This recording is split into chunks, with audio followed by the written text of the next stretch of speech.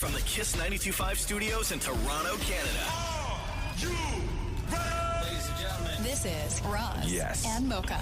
It's Roz and Mocha. What's going on? Hey guys, this is Bruno Mars. This is Selena Gomez. The Chainsmokers. Lady Gaga. Calvin Harris. Celestia Cara. This is Ed Sheeran. You're listening to my boys Roz and Mocha. Roz and Mocha. My boys Roz and Mocha. The Roz and Mocha Show.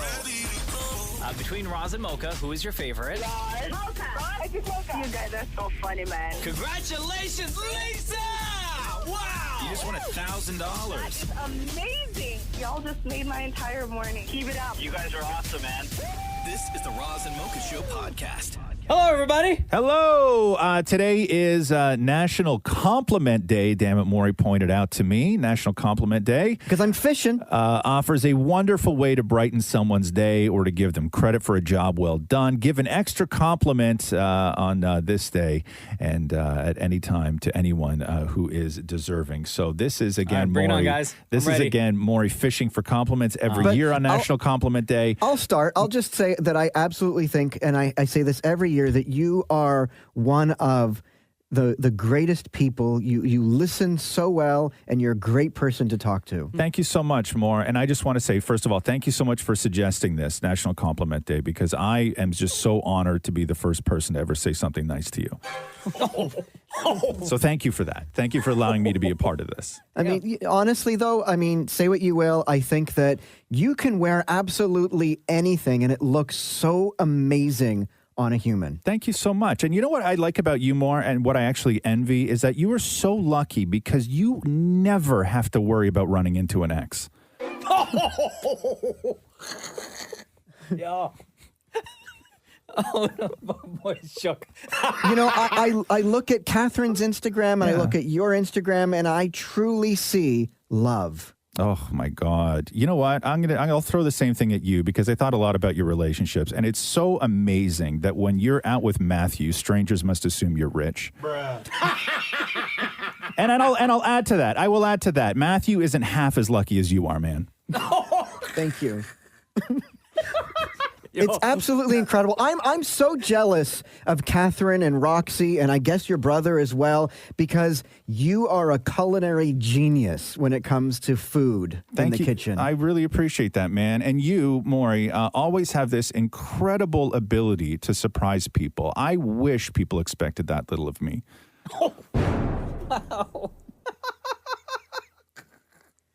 Yo, those some heartfelt compliments right there. Yeah, it's National Compliment Day, I am right? so jealous of your lawn, because at your cottage, the grass, the attention you put on that lawn, I wish that amount of attention was put onto me. Yeah, man, and I wish that I also had the ability to do nothing all day and not have anyone notice. Like, you're so lucky.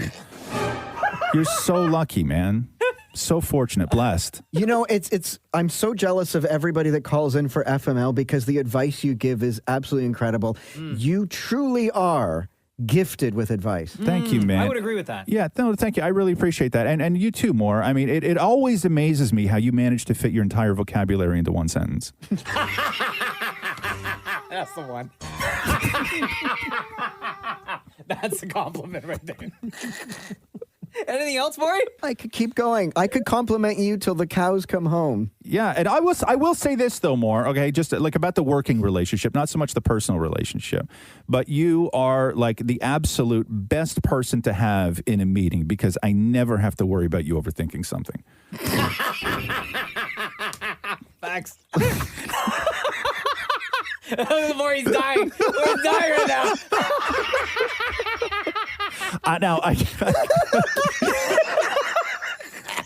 Oh no! Maurie actually died today. No, it's too.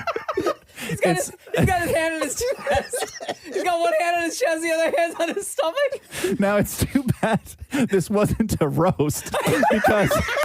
Oh no! Could you imagine? Because I did write this one, but I didn't know how to turn it into a compliment. Okay. Which is, Maurie, I just want to say that the only thing bigger than your nose is the distance between your ego and IQ. Happy National Compliment Day, everybody! The Roz and Mocha Show podcast. I want to play something for you real quick. Yeah. I wrote a word down on this piece of paper. I want you to say it. Oh, did you create your own Wordle? No. Oh, Although 1, 2, 3. How many letters are in 5, sir. Oh, this is 5 letters. Yeah, okay. Listen, man. Okay, cool. Right? No, say it. Oh, onion. One more time. Onion.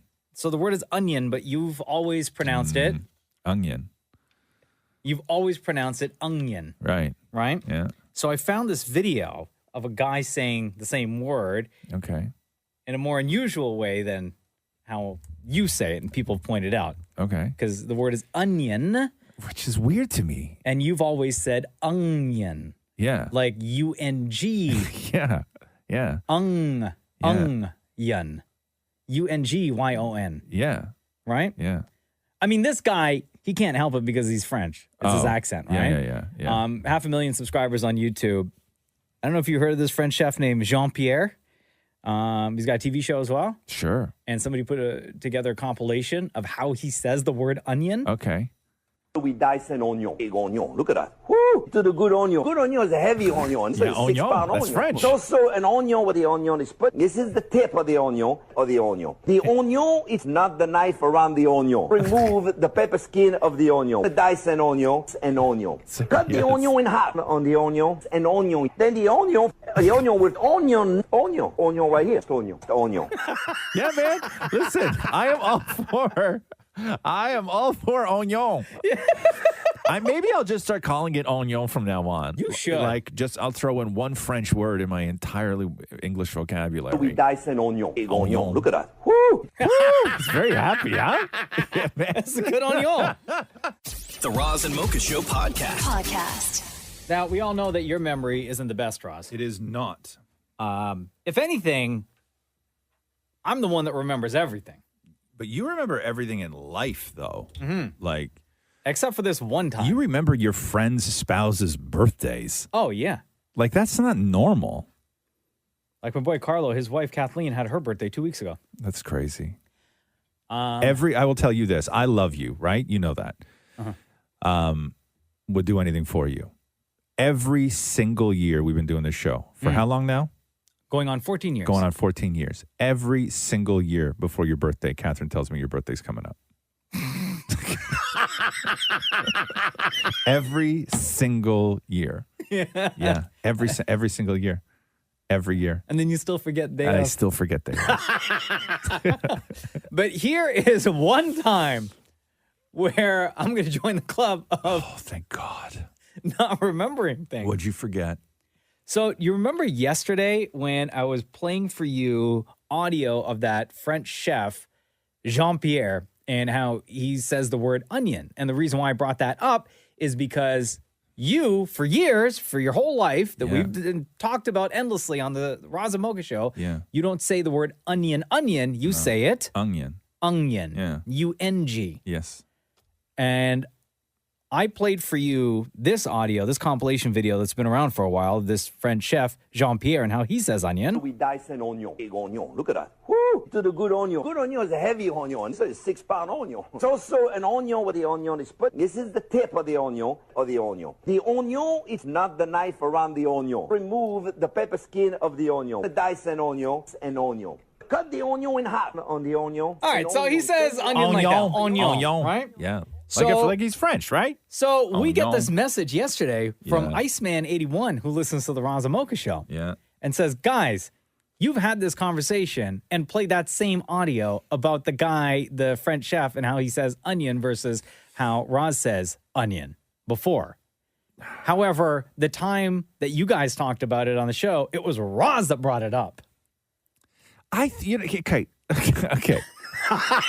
So this is the problem with having a terrible memory. Okay, is that yesterday when we were talking about this, I was like, I swear to God, we've had this conversation before, because any opportunity over the years that somebody has had to goof on me over the way that I say onion, they do. You do. The audience does. Everybody else does. And I swear, like I'm listening to this yesterday, and I'm like, I swear that I've heard this guy say onion that way on this show.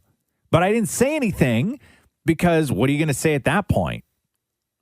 So Iceman81 said that this actually appeared on episode number 2 of the Roz and Mocha Show Oh, podcast. for God's sake, stop going back that far. What? It's in the archives. I don't It's care. available. Maury, can you delete like don't. 1 to 250, please? Just clean slate. So here's how the conversation went down back in December of 2017 and no. starts with you, Roz. People started sending me this one particular video of this one chef. And they were like, hey, man, listen, don't feel so bad about how wrong you are with the way you say onion, because at least you're not this guy. And so I can't even tell you the amount of people that DM me this video. And it's by a guy named Chef Jean-Pierre. Okay, so he does an instructional video, by the way, on how to cut an onion.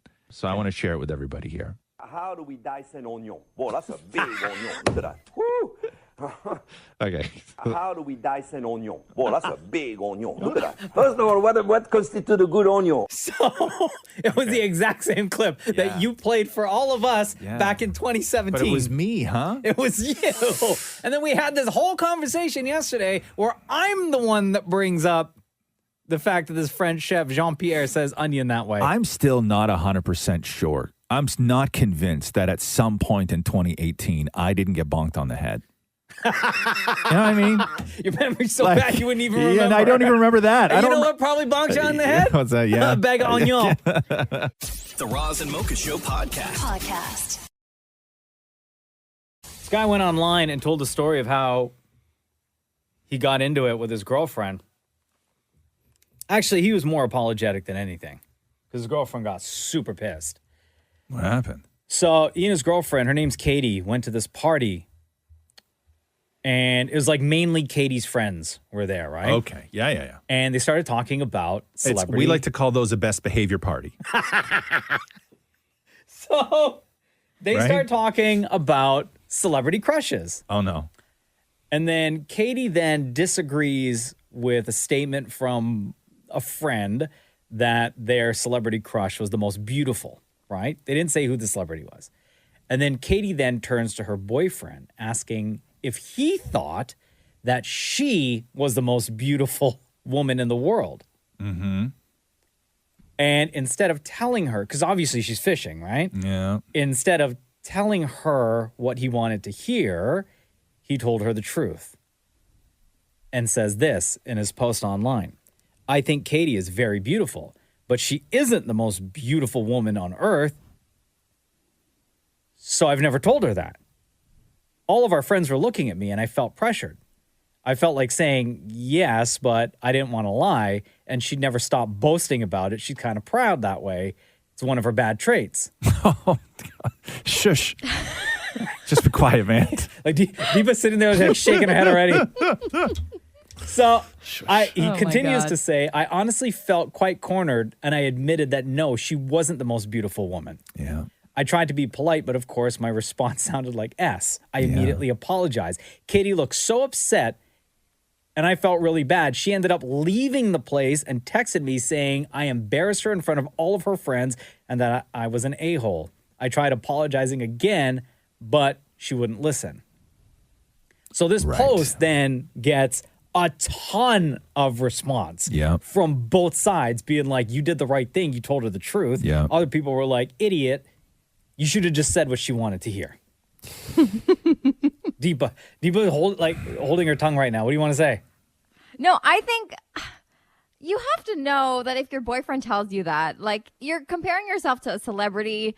Yeah, you might not be the most beautiful woman in the world. So I don't know. To me, it's no reason to get like super upset about. And your friends obviously know that that's not something that's meant to be insulting to you. At least that's the way that I read the situation. Somebody wrote in response to his post, there was no right answer. It was a trap. There is no, it was, and this is why I think that they're both completely in the wrong, because it was a trap, right? In front of her friends, where he was under an incredible amount of pressure to say the wrong thing either way. No matter what you say, it's going to be the wrong thing, right? But she trapped him. And why would you do that? Why would you ask that question? To show what kind of a person she is. Really? Yeah, right? yeah, but still, like, then the guy should just know better to just work his way out of the situation. Like, we all know how to get out of that situation. And what is the number one thing you do, Maury, in a situation like that? What, Maury? You lie. Thank you. But what's the lie? What do you say at that point? You just look at her straight in the face and go, "You are." Exactly. Although in my house, I know that I am not. Yeah. It's been made very clear. Yeah. Oh wow. Jeez. That's an extra box we just opened. I don't know. If, maybe we'll close that one back up. We got time for Roz Mocha therapy right now. We'll close that right back up. A couple other comments coming in. Somebody said there comes a time in every straight young man's life that he faces a test. It's not an easy one, really. It just requires a compliment. Not a lot of thought. Just smiling, nodding, and agreeing with her. Yeah, yeah. And then every now and then you just got to say, "I got to go poo." That's the real way to leave the combo. Yeah. That's how you do it. Another person wrote and said, "Dude, she was asking for it, trying to corner you like that. Sounds like a controlled thing if you ask me. Fishing for compliments is always unattractive and gets toxic really fast. Not mature on her part at all." I think fishing for compliments could be great sometimes. Don't worry, again, it's not time for Roz Mocha therapy just yet. The Roz and Mocha Show podcast. Real quick, before we talk about this next ting, let me just read some texts that we're getting at 925-555. We're talking about this post that this guy put out online where he and his girlfriend were at a party with her friends, mainly her friends, and they were talking about celebrity crushes. And then at one point, his girl turns to him and asked if he thought that she was the most beautiful woman in the world. And he said that she wasn't. So she gets embarrassed. Her, the girlfriend, not the celebrity. Right. The girlfriend gets embarrassed and leaves, right? And then it turns into a big thing. And then the comments online were just divided. People were like, yo, she trapped you with that question. And other people were like, it was totally fine. Like, you were being honest. So a couple of texts. The real answer is you're the most beautiful girl in my life. Oof. Another person said, honestly, it's not his responsibility to boost her self-esteem, and she shouldn't rely on it. He's with you, and that's what matters.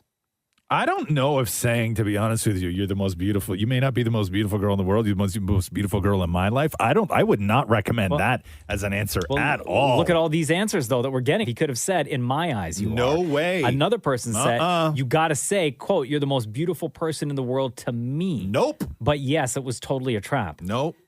You think a woman wants to hear? These are people who have never, you've never had, like, I don't know. Deepa, you want to hear that? Here's the thing. I feel like in the beginning of our relationship, I'd be like, no, that's not what I want to hear.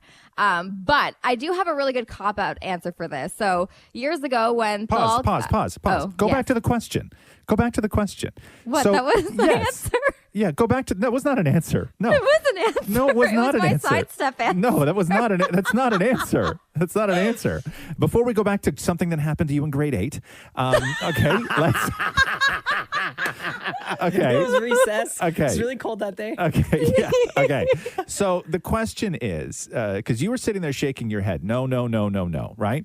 Yeah. So, okay, if in a situation like this where you're talking about somebody who's the most beautiful person in the world, and then your husband, Thalal, turns to you and says, in my eyes, you're the most beautiful person in the world, or in my world, you're the most beautiful woman. What's your response? Do you want to hear that? No, I rather hear the straight up no, you're not the most beautiful woman. You would in the rather world, to be hear honest. straight up no. Wow. Yeah, The because way I know this guy it's a lie. Like if you're like, said oh, in it. my eyes, you're the most beautiful. Like we're secure enough in our relationship for him to be like, no, you are not, and I'd be like, hey, I get it, dude. There's plenty of other fish in the sea. Okay, now here we go. What do you mean this other... You giving the guy a pass? Yeah, I think, No, not a pass. No, not at all. Well, why I'm just saying. yeah. The fish in the sea. Maybe are the fish for you or the fish Admire. for him? I don't understand who the fish are for. Both of us can admire. I think that's a fair thing to say. Like, Hold on a Hold on, second. wait. Y'all are going fishing and then throwing the fish back. Pause for 1 second. Is that a relationship you guys have? Pause for 1 second. Pause for 1 second. Deepa, what? Deepa, explain when somebody says there's plenty more fish in the sea. Explain what that saying means. Like, there's lots of people that are good looking in the world, so you can admire from If your man- a if- distance. Okay, if your man ever looks at you and says, well, guess what? There's plenty of fish in the sea. That means that he's telling you he has options. Oh. Okay? It's not look at all the beautiful fish. There's lots of beautiful fish. We're Yeah? all beautiful. No, when somebody says there's plenty of fish in the sea, they're saying, well, you know what? If it's not you, it's going to be somebody else. Another fish. I Another like my fish. version better. Yeah, a lot better. Oh my God. The Roz and Mocha Show podcast. Tiffany Haddish, who was busted for DUI a couple of weeks ago. The DUI happened, by the way, the day after, might have even been that night, actually, that I interviewed Tiffany Haddish and all that stuff went down. Yeah, your girlfriend. When we were... flirting? No, when I made the mistake and it started off sort of flirty and then it turned into a whole thing. Yo, you got that woman shook. She Shook. couldn't stop thinking about your interaction. Right? Yes. And so it was either later that night, I think, or like the next day that she was in Atlanta and got busted for DUI. And last night she was on the Tonight Show with Jimmy Fallon and brought it up. Listen to this. I appreciate you having me, Jimmy. Thank you for, allowing me to be here. Can you talk about anything that happened or want to talk about it or no? Well, I can say this, Jimmy. Okay. I've been praying to God to send me a new man, a good man. And God went ahead and sent me 4 in a uniform. I wasn't expecting that at all. And now I got a really great lawyer, and we're going to work it out. And I got to get my asking of things to God a little better. Yeah, we got to be a little clear. Yo, when she said that, Bro. I legit thought she was going to reference the interview that you guys did. The interaction. He was married. Yeah. Right? And then she was so shook that day. Hold on, let me find if anyone missed it. Oh, we don't have to replay that now. What? Nah, it's fine. Nobody wants to hear that. I think everybody does. Hands up, everyone. Yeah. Yeah. Everyone. great, Yeah. Thanks. Deepa, yeah. Thanks. Shem, yes. Damnit Yeah, Maurie. Damnit Oh, Maurie, Damnit Maurie's okay, got both cool. hands Yeah, up. yeah, Oh, all okay. right, yeah. How are you? I'm fantastic. Thank you very much. I am so Good, in love you look with good. you. I'm so in love with you, and I'm so in love with this show. This is like all of my Clue love together in one place with you in it. You in love with me? I'm in love with you. I've loved you forever.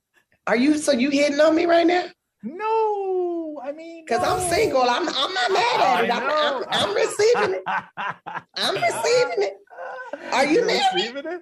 I am, yeah. Well, then you can't say you in love with me. You gotta say I said I love you. I love you. You gotta say I have love for you. Because if you tell me you love me, my soul takes that as he wants to be your husband, Tiffany. Okay, I'm so sorry, Tiffany. I'm so sorry, girl. No, don't be sorry. I have I so love much, you too. It's good to see you. And I do have so much love for you. I really do. I Thank think you you. are just dynamite, and the show is fantastic. And Thank you. Thank you. And tell your wife I say hi. Oh, I will for sure.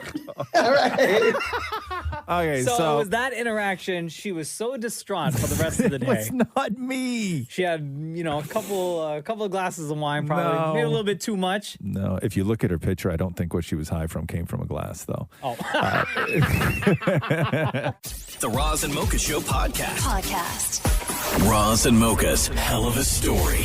Emily, it's Roz and Mocha. How you doing today? Good. How are you? Emily, good. welcome to Roz and Mocha's Hell of a Story. Thank you. Where does your story take place and when? Okay.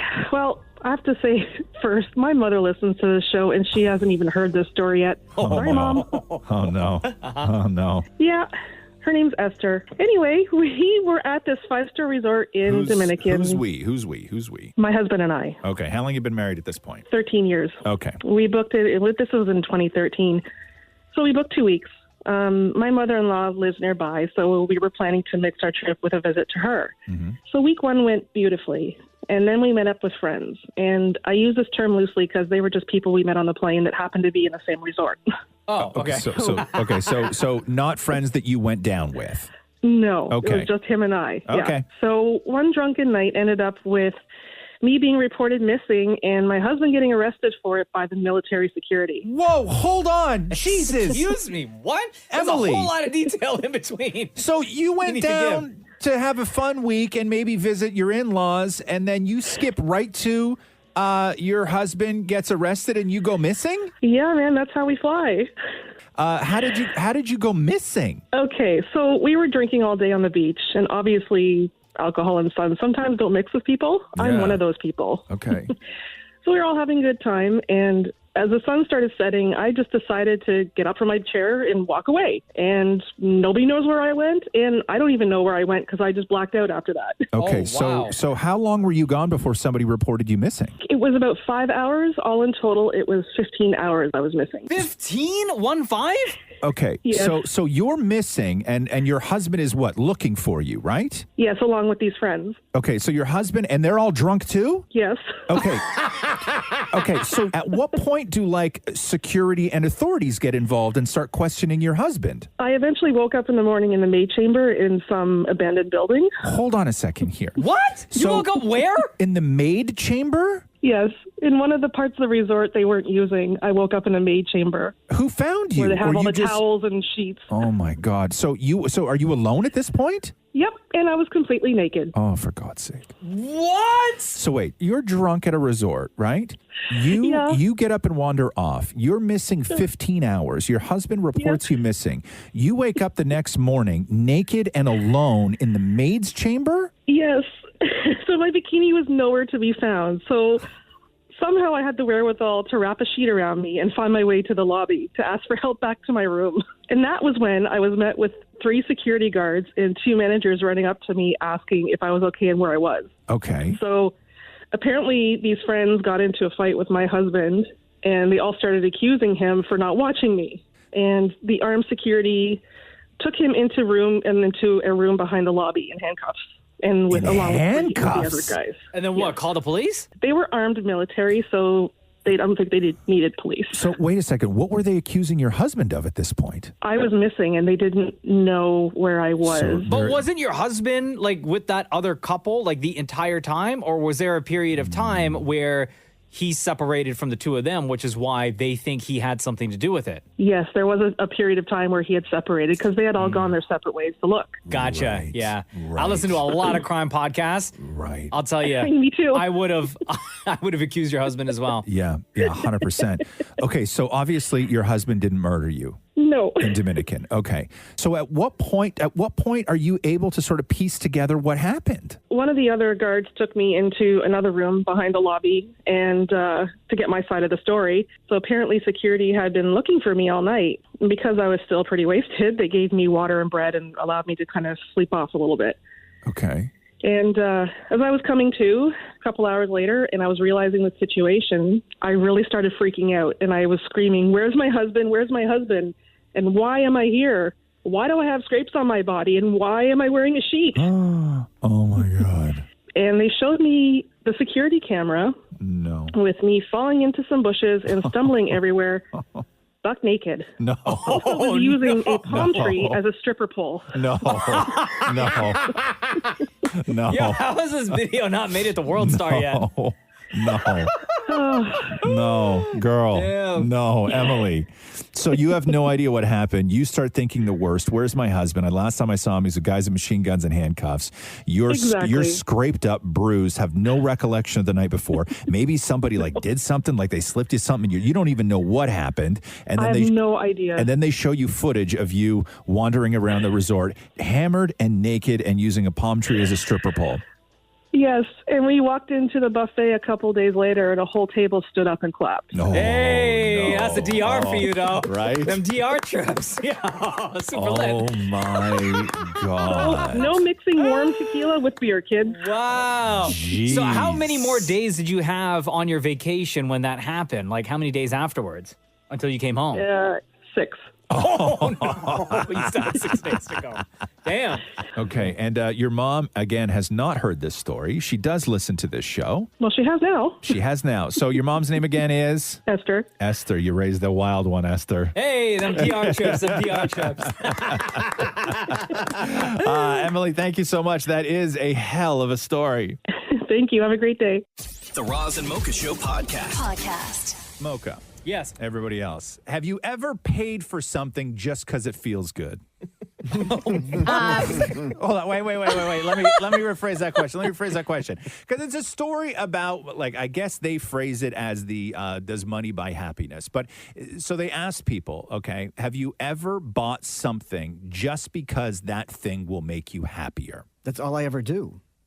Yeah. Okay. All the time. Like what? What, Mocha? Like electronics, like nerdy, geeky stuff. Of Yeah. course. But I buy like- hats all the time. I buy sneakers. So hats and sneakers, and you don't even wear them really. You just buy them because they make you happy. Yeah, I buy a lot because I just need them. So 43% of people said that they've actually gone into debt buying stuff just to make themselves feel good. Why are you laughing, Maury? Because that's me. That's you, exactly. It really is you. A Lennon Tree survey found 88% of people have spent money on something just to make themselves happier. But there's a big problem with that, and that is spending money on temporary happiness, as we know, isn't the best way to achieve any sort of happiness That's in why life. you keep spending. Maury, what have you spent Last money on year- just because it feels good? Last year, I spent $432 on ice cream and cookies. Oh my gosh. I did the tally on Uber Seriously? Eats. Yeah. Ice cream and cookie delivery last year was $432. Wow, Deepa.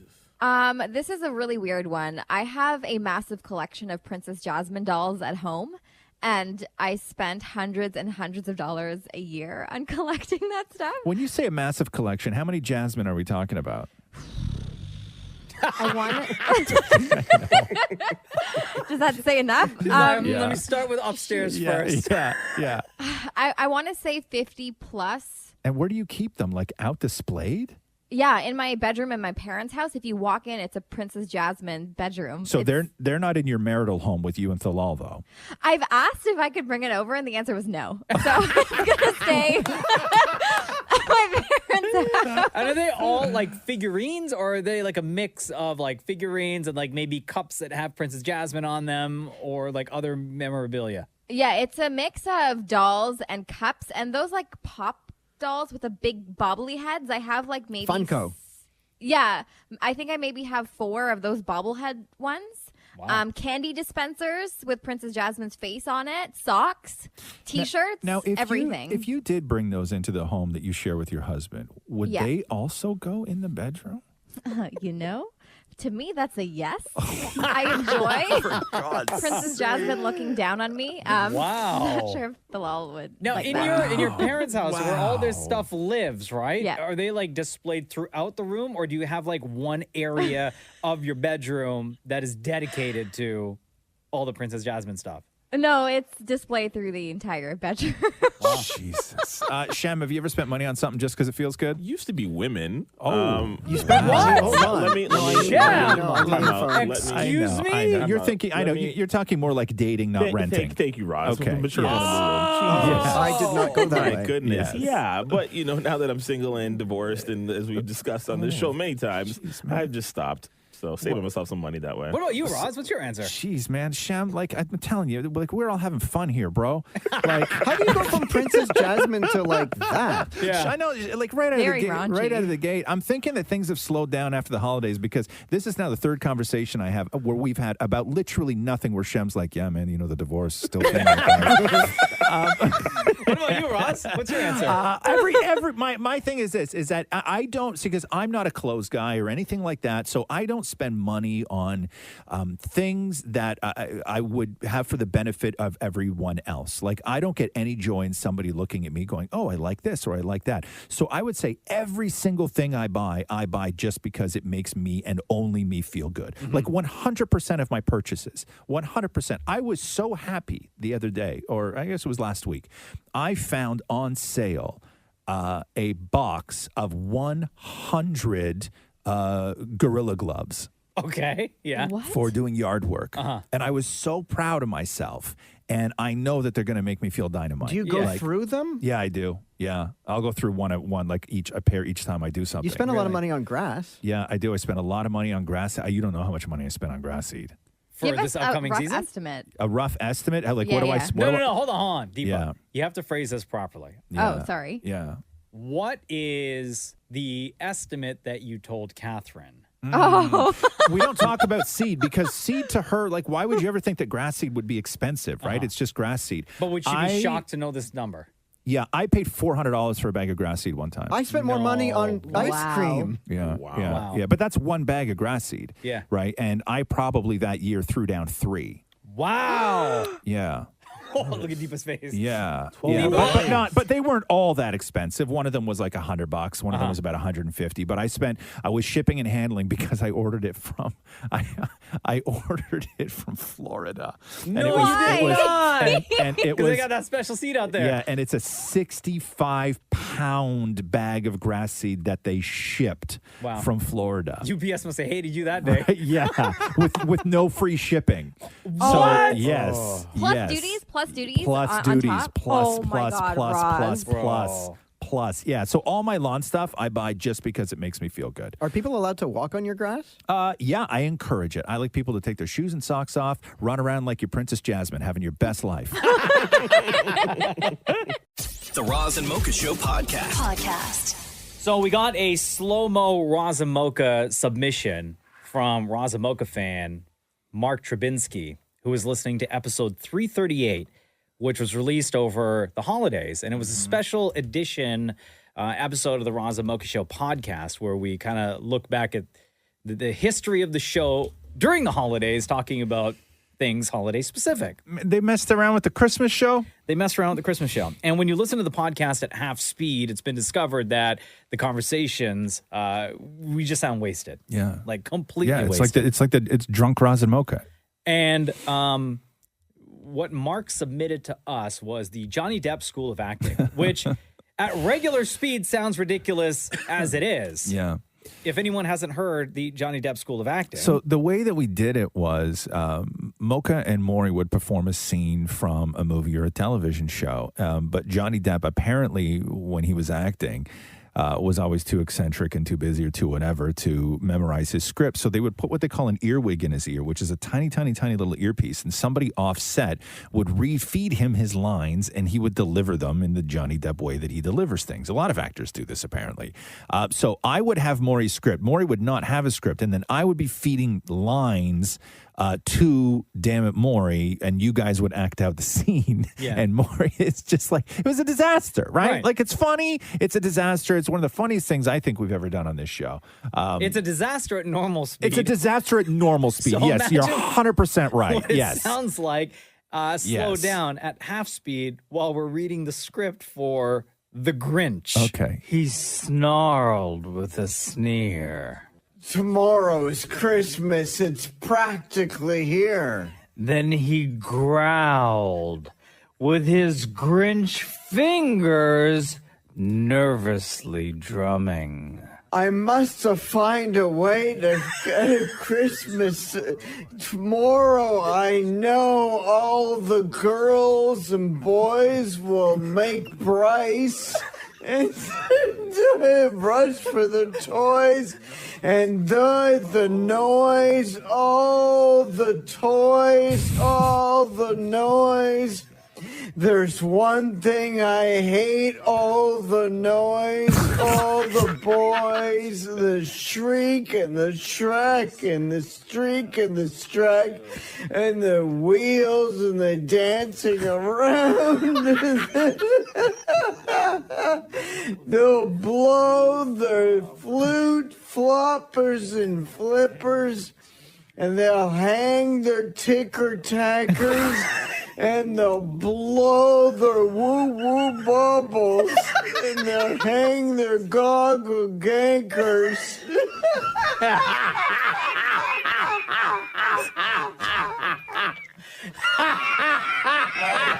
I know that Dr. Seuss is real difficult to understand at the best of times. And he uses silly words all the time. He uses silly words. First of all, he said boys like a lot. Yeah.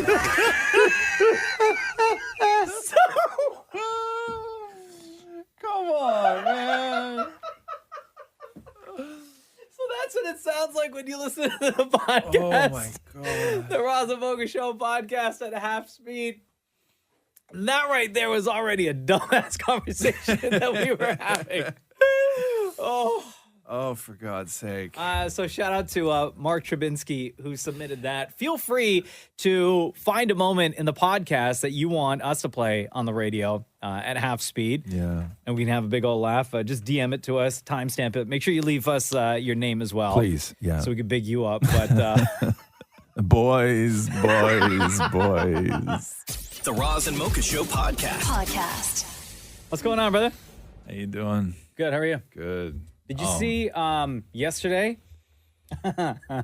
why M&Ms were trending? Oh, because they're changing them, aren't they? Like they're giving them. Yo, they got killed on Twitter. That's so stupid. Like is it because? I skim past this because I refuse to play a part in any of this. Oh, I read the full article. Are they saying that the girl M&M is wearing like her boots are too sexy? Without saying that using the exact wording. But that's what it is, though, right? Then yes. And then the one guy whose shoelaces are untied, they're tying his shoelaces because people may be influenced by the M&M with untied shoelaces and Look not how tie cool there. that guy looks. And then you I'm trip gonna do and the same fall, thing. and you blame an M&M. Right. Okay. So the makers of M&Ms announced that its characters are getting modern makeovers and will have more, quote, nuanced personalities. But the only thing that they really have, though, is the fact that they wear shoes, right? Yes. Okay. So let me read you this. Mars Incorporated, the company behind M&Ms, announced yesterday a, quote, global commitment to creating a world where everyone feels they belong and society is inclusive. As part of the new mission to increase the, quote, sense of belonging for 10 million people around the world by 2025, Mars said the M&M's characters, who serve as mascots for the brand, would be receiving fresh new looks. The green M&M, as you pointed out, the one that wears heels, previously seen in ads posing seductively and strutting her stuff in white go-go boots, will now sport a pair of sneakers. A description for the green candy on the M&M's website says she enjoys, quote, being a hype woman for all my friends. Okay. Wow. The green M&M goes on to say, yeah, I think we all win when we see more women in leading roles. So I'm happy to take on the part of supportive friend when they succeed. But are they saying then that like a woman can't lead in heels? Is that what they're saying? Because I highly disagree with that. I guess. I don't know. Like in order to be taken seriously, you got to put runners on and ditch the go-go boots? And like, is that what they're like? I don't get it. Be cool? Like, no, but I just don't get it. Another character, the brown M&M, described her motto as not bossy, just the boss. Okay, fair enough. That's fine. Yeah. Mars said in I've never announcing thought- the refresh that M&Ms will have, quote, an updated tone of voice that is more inclusive, welcoming, and unifying while remaining rooted in our signature jester, wit, and humor. What was exclusive about the M&Ms, though? That's what I want to know. That's the thing that nobody understands. Somebody tweeted Where was a the reply and problem? said, they're candy. They already come in all colors. Yeah. Like, didn't they used to do commercials where they, like, made fun of eating each other and stuff like that? Yes. Right? Another person wrote, ooh, is Peanut finally going to transition to plain? Oh, here we go. Another person wrote, OMG, this is great. I've been waiting so long for a candy to project a strong female vibe. I wasn't going to make it much longer without a green-coated candy to show me what a woman I can be. M&Ms are not only fictional, but also literally a rainbow, and yet still they are apparently not diverse enough. Another person wrote, thank God we finally have gay M&Ms. I was sick and tired of eating homophobic candy. Another person wrote, will somebody just tell me which M&Ms I'm allowed to be attracted to? Yeah. Who has ever seen M&Ms and thought, they don't represent me? Yeah, nobody. It's Nobody. a candy! No, but even worse than that, who has ever looked at M&Ms and went, oh, thank you? Yeah, right? Yes. Yeah. No. Like, thank you for being delicious. Oh, just thank you. That's me. Right? Yeah, I've seen, right? You know what I mean? Like, so like Jesus these changes that M&Ms are making had the internet going wild yesterday. Yeah, and that's why M&Ms was trending. and people really do truly think that this stuff is going to go over like, oh my God, finally. Like, Yeah. you know what I mean? Like, they really do. Yeah. They really feel that way. And when you see the ridiculousness behind it all. Shoelaces. Right? For God's sake. Yeah. From go-go boots to sneakers. The Roz and Mocha Show podcast. Rupert Grint, who you know as Ron Weasley from Harry Potter, is on a show called Servant. God, that show's wild, man. M. Night Shyamalan on Apple TV Plus. Season 3 is out right now. And before season 3 drops, they already announced that they're doing a season 4. Yeah. So the series is going to continue. I don't know if you've watched any of the episodes. I've watched I watched the first couple in season 1, and then I've watched episodes throughout the last 2. Like I've seen a couple episodes of season 3 because I had to do stuff for ET Canada for this show. It's so wild to me. Like it has gone bananas. I know. So Jenna and I are addicted to this Are show. you? Yeah, we watch every single one. It has gone bonkers. So the description of this show, if you haven't watched Servant, says a Philadelphia couple is in mourning after an unspeakable tragedy creates a rift in their marriage and opens the door for a mysterious force to enter their home. Don't be that vague. Be specific. It deals with cults. Yeah. So, right? But go back to the beginning. So they had a baby that died. Correct. Right? And then they bring in like a doll to help the wife cope with the missing baby. And then they bring in like a nanny to help take care of the doll. Yeah. Okay. And then everything just goes bonkers. And then we get into cults and witchery and craziness, right? Yes. Okay. So Rupert Grint plays the main characters, the husband and wife. Rupert Grint plays the brother of the wife. He's great in this show. And he is so good. Yeah, he's really funny good. Yeah, too. he's really good. His in this show. acting in this show is amazing. So Damnit Maurie had a chance to talk to Rupert Grint about this new show, about the new season of Servant, which is on Apple TV Plus right now. Congratulations on being renewed for season 4. Thank you. How awesome. Before the next season even begins. How cool is that? Yeah, very good. Very lucky. Very lucky. The show really, it shows the importance of family. Did doing this show enhance your view on family importance? What extremes would you go to, I guess, protect your families? Yeah, I think it does force you to have those kind of conversations. It's a very unique situation, but I think becoming a parent midway through definitely kind of, changed my kind of perception of everything. And also kind of understanding what a huge loss and what absolute kind of tragic things. I mean, it's almost kind of unimaginable. But yeah, I think at the heart of it is this show is kind of about people not grieving and kind of finding ways to kind of not engage directly with the elephant in the room. And I think, it's fascinating how put a kind of family dynamic into that and see how everyone kind of deals with it is really interesting. And during the making of the show, I think it was during the making of season 2, he and his wife had a baby. And during the making of season 3, the main guy and his wife had a baby. Oh, really? Yeah. Oh, really? Yeah, I didn't know that. They both did. Oh, wow. Yeah, like crazy. not that far. Yeah, not that far apart. Yeah. This is Damnit Maurie talking to Rupert Grint, by the way. Will this series be something you can ever watch with your kids? Might it freak them out and change their view on you at all? Absolutely not. I don't know. I mean, I think, it'd be a while. I actually brought Wednesday to the set, and we have this, the big kind of exterior of the house. She thought she was on Sesame Street. It kind of has that similar kind of vibe. Wow. No, you are not.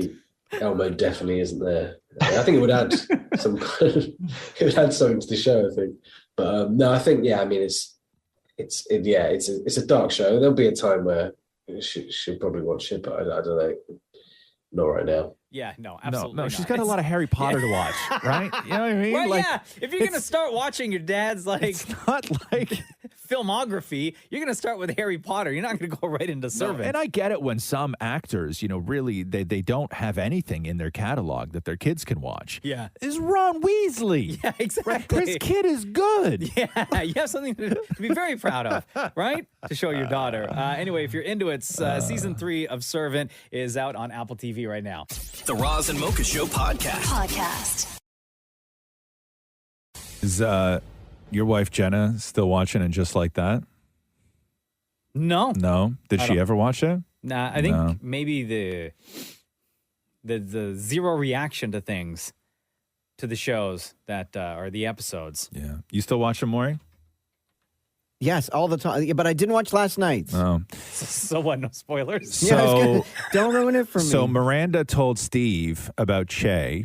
Oh, so you're just going to go Who's ahead and Che? do that now. Che Diaz. She's the uh, most intolerable character to ever be put on It's television. Carrie Bradshaw's podcast boss. Yeah. Okay. So And what happened? Miranda and Che hooked up? So Che, I don't even know. Yes, they like, did. Yeah, they did, and then In Carrie's kitchen. and then yeah, Not in the kitchen. and then Miranda sent Che a message, and then a while later, Steve? No, Miranda went to see Che because Che was doing like a stand-up comedy routine outside, and then Miranda was like, "You didn't reply to my message," because I guess Che left Miranda on red. Ooh, you can't do that. And then Che was like, "I've done a lot of weed." And Forgetful. Like, first of all, nobody says I've done a lot of weed. And then she tells Steve that she's in love with Che, and then Che says that she loves, I don't know, the whole show is just Oh, like, man, Steve's it's- such a nice guy, though. bro. And they made Steve this fumbling old idiot where literally, like, you know what they did to poor Steve? What? Okay. So Miranda goes into the house to sit down and say that she hates her life because all Steve does is sit on the couch, right? This is how dirty they did Steve. So Miranda's sitting there trying to say, I don't want to be married to you anymore, and I'm in love with somebody else. Mm-hmm. And before she can tell him, they make Steve fumble through the couch looking for his other hearing aid. Oh, no. Poor Steve. Yeah. Don't forget, Steve cheated on her. Yeah, that was in the movie, not in the show. But I'm just saying. Yeah.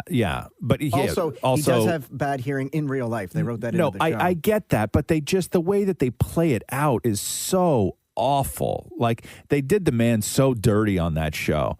And you know how we talk a lot about, and just like that, where suddenly you get these women who have all lived in New York their entire lives, don't know how to act in society anymore. Like the whole storyline with Miranda not knowing how to talk to a black person was crazy to me. So here's That was like episode one. Yeah. So here's what they did last night. So Carrie's back in her old townhouse. Okay. This is how ridiculous this show taking it is. back to her roots. Bro, this is so humble. Okay, this is how ridiculous this show is.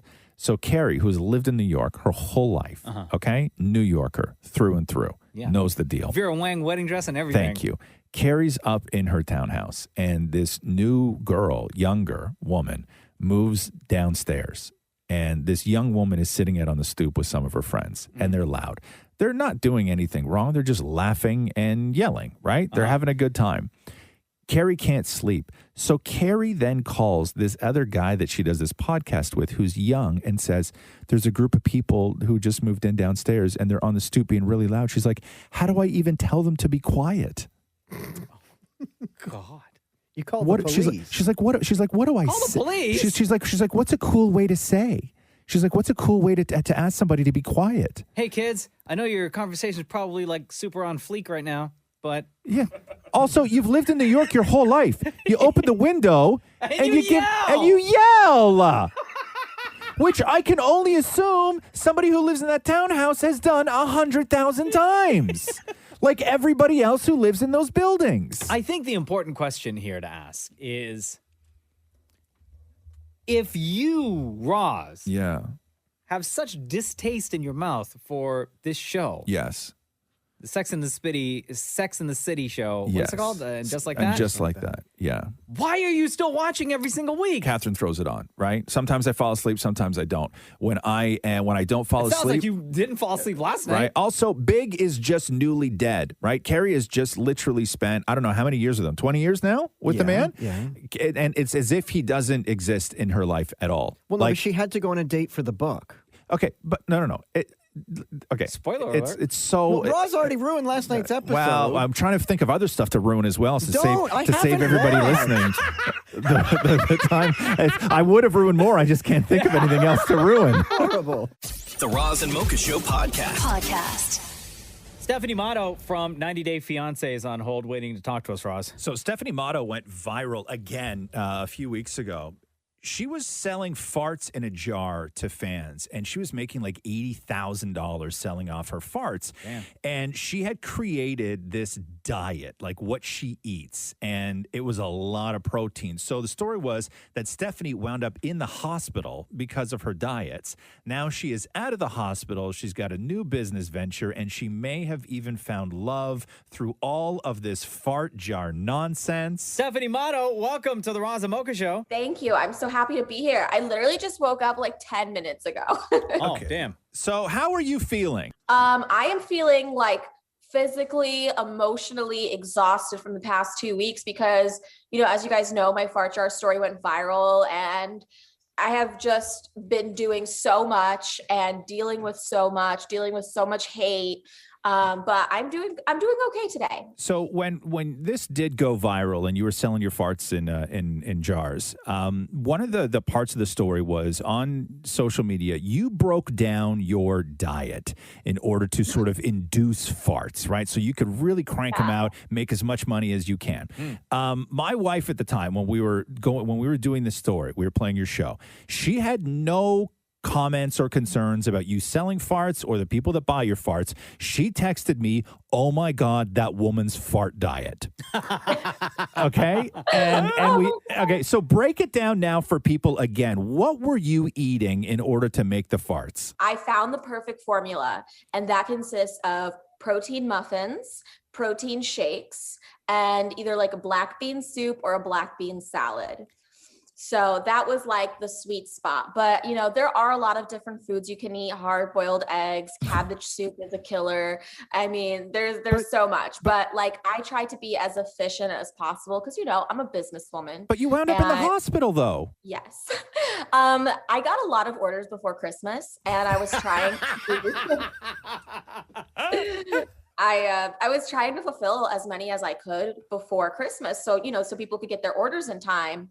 But unfortunately, I think I got a little bit too carried away. And in one day, I had about 3 protein shakes and I was working my way through an entire pot of black bean stew. And by that day, yeah, like no one, and I'm a small person. I'm 5'1". So there's no reason I should have been eating that much, drinking that much. So at what point during the day did you feel like something was wrong? Yeah, so I was in bed that night and I was trying to move, trying to find a comfortable position, and I could not breathe in all the way. And every time I did, I would feel a tightening around my chest. So I called up my friend and I said, "Hey, I think I need to go to the emergency room. I'm having heart pains. I think it could be possibly a heart attack or a blood clot. I'm not sure. I just want to be, you know, safe than sorry." So she took me to the hospital. They did an EKG, they did a blood panel, but they also asked me about my diet, if there have been any changes, medication. No. You're like, ask me anything but that. Yeah, they were pretty shocked to hear the amount of protein that I had been taking that day, and just like the types of food I was eating. I think the doctor was really confused. I didn't tell them that I was selling fart jars because I just felt like I was going to be judged. Why would you think that? Yeah, no, right? So what ended up happening? So they did all the tests, and what did the doctor say? What happened to you that night? They just told me, "Hey, it really seems, based off of what you've told us you've been eating, that it's just extreme gas pain." And so they discharged me and they said I should take a Tums, I should take a gas suppressant, and I should go to bed. And that actually helped. But it really did make me think that my business is effectively shutting down for production purposes. And, you know, I have taken 1 or 2 orders here and there since the hospitalization. There's definitely no way I'm going to go back into business on the scale that I was before. And I did decide that, you know, in a little twist of fate, that I would now branch off into fart jar NFTs instead, because I still want people to Yeah, well, I still want people to enjoy farts on the metaverse. By the way, Stephanie Matto from 90 Day Fiance is on with us on the Roz Mocha Show. Now, through all of this, and you have sort of pivoted to fart jar NFTs, but in through all of this, did you actually wind up finding love as well? Is that the story? Well, it's a really complicated story, but when I was flying on vacation to Turks and Caicos, I did sit next to somebody who was sort of a fan of the fart jar girl story. And he actually, stayed with me for most of my trip there. Oh, wow. Really? I know your poor puppies. But my dogs are jealous. So yeah, I'm No, you better not bring that man in this house. yeah, as soon as I mention the man, okay, they're not happy about that. Are people like on social, are they understanding of the situation? Like, do you have people who are reaching out being like, listen, I really want to fart in a jar. Please, can you, like, this one time make this happen for me? Yes. So I actually just sent one out yesterday. I sent it out to a fan. His name's David. Shout out, David. And he got one of the last ones, I think. You had mentioned earlier that when you went to the hospital that you were afraid of being judged. When you were selling farts, did you ever judge the people who were willing to pay that much money for a fart? No, absolutely not. I am actually the founder of this fan subscription website called Unfiltered. So it's a little similar to OnlyFans, but better, obviously. Yeah. And I have had these types of clients my entire time doing this type of work. And I welcome people with all interests, all fetishes, all backgrounds. I feel like there's so much judgment and hate online.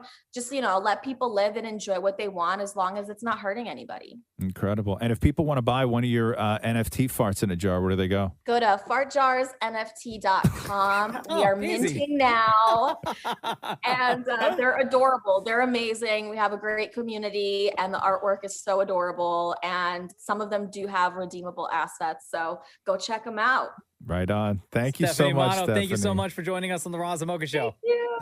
Super fun. Thanks, guys. Have a great day. Bye-bye. The Roz and Mocha Show podcast. Roz and Mocha's Fix My Life. What advice can you guys give me? Okay, so my question is, Got a problem you can't fix? Roz and Mocha got you. Luigi, what's up, man? It's Roz and Mocha. Hey, how are you guys? Good, buddy. How are you? Good. We've heard from you a couple times, right? Like, you reach out, I know, on Instagram, and have we had you on the podcast before? Yes, one time. Oh, okay. But we've never had you on Fix My Life. No. Luigi, what do you need help with, my man? Roz, help me, please. I need help with my meat. You need help with your meat.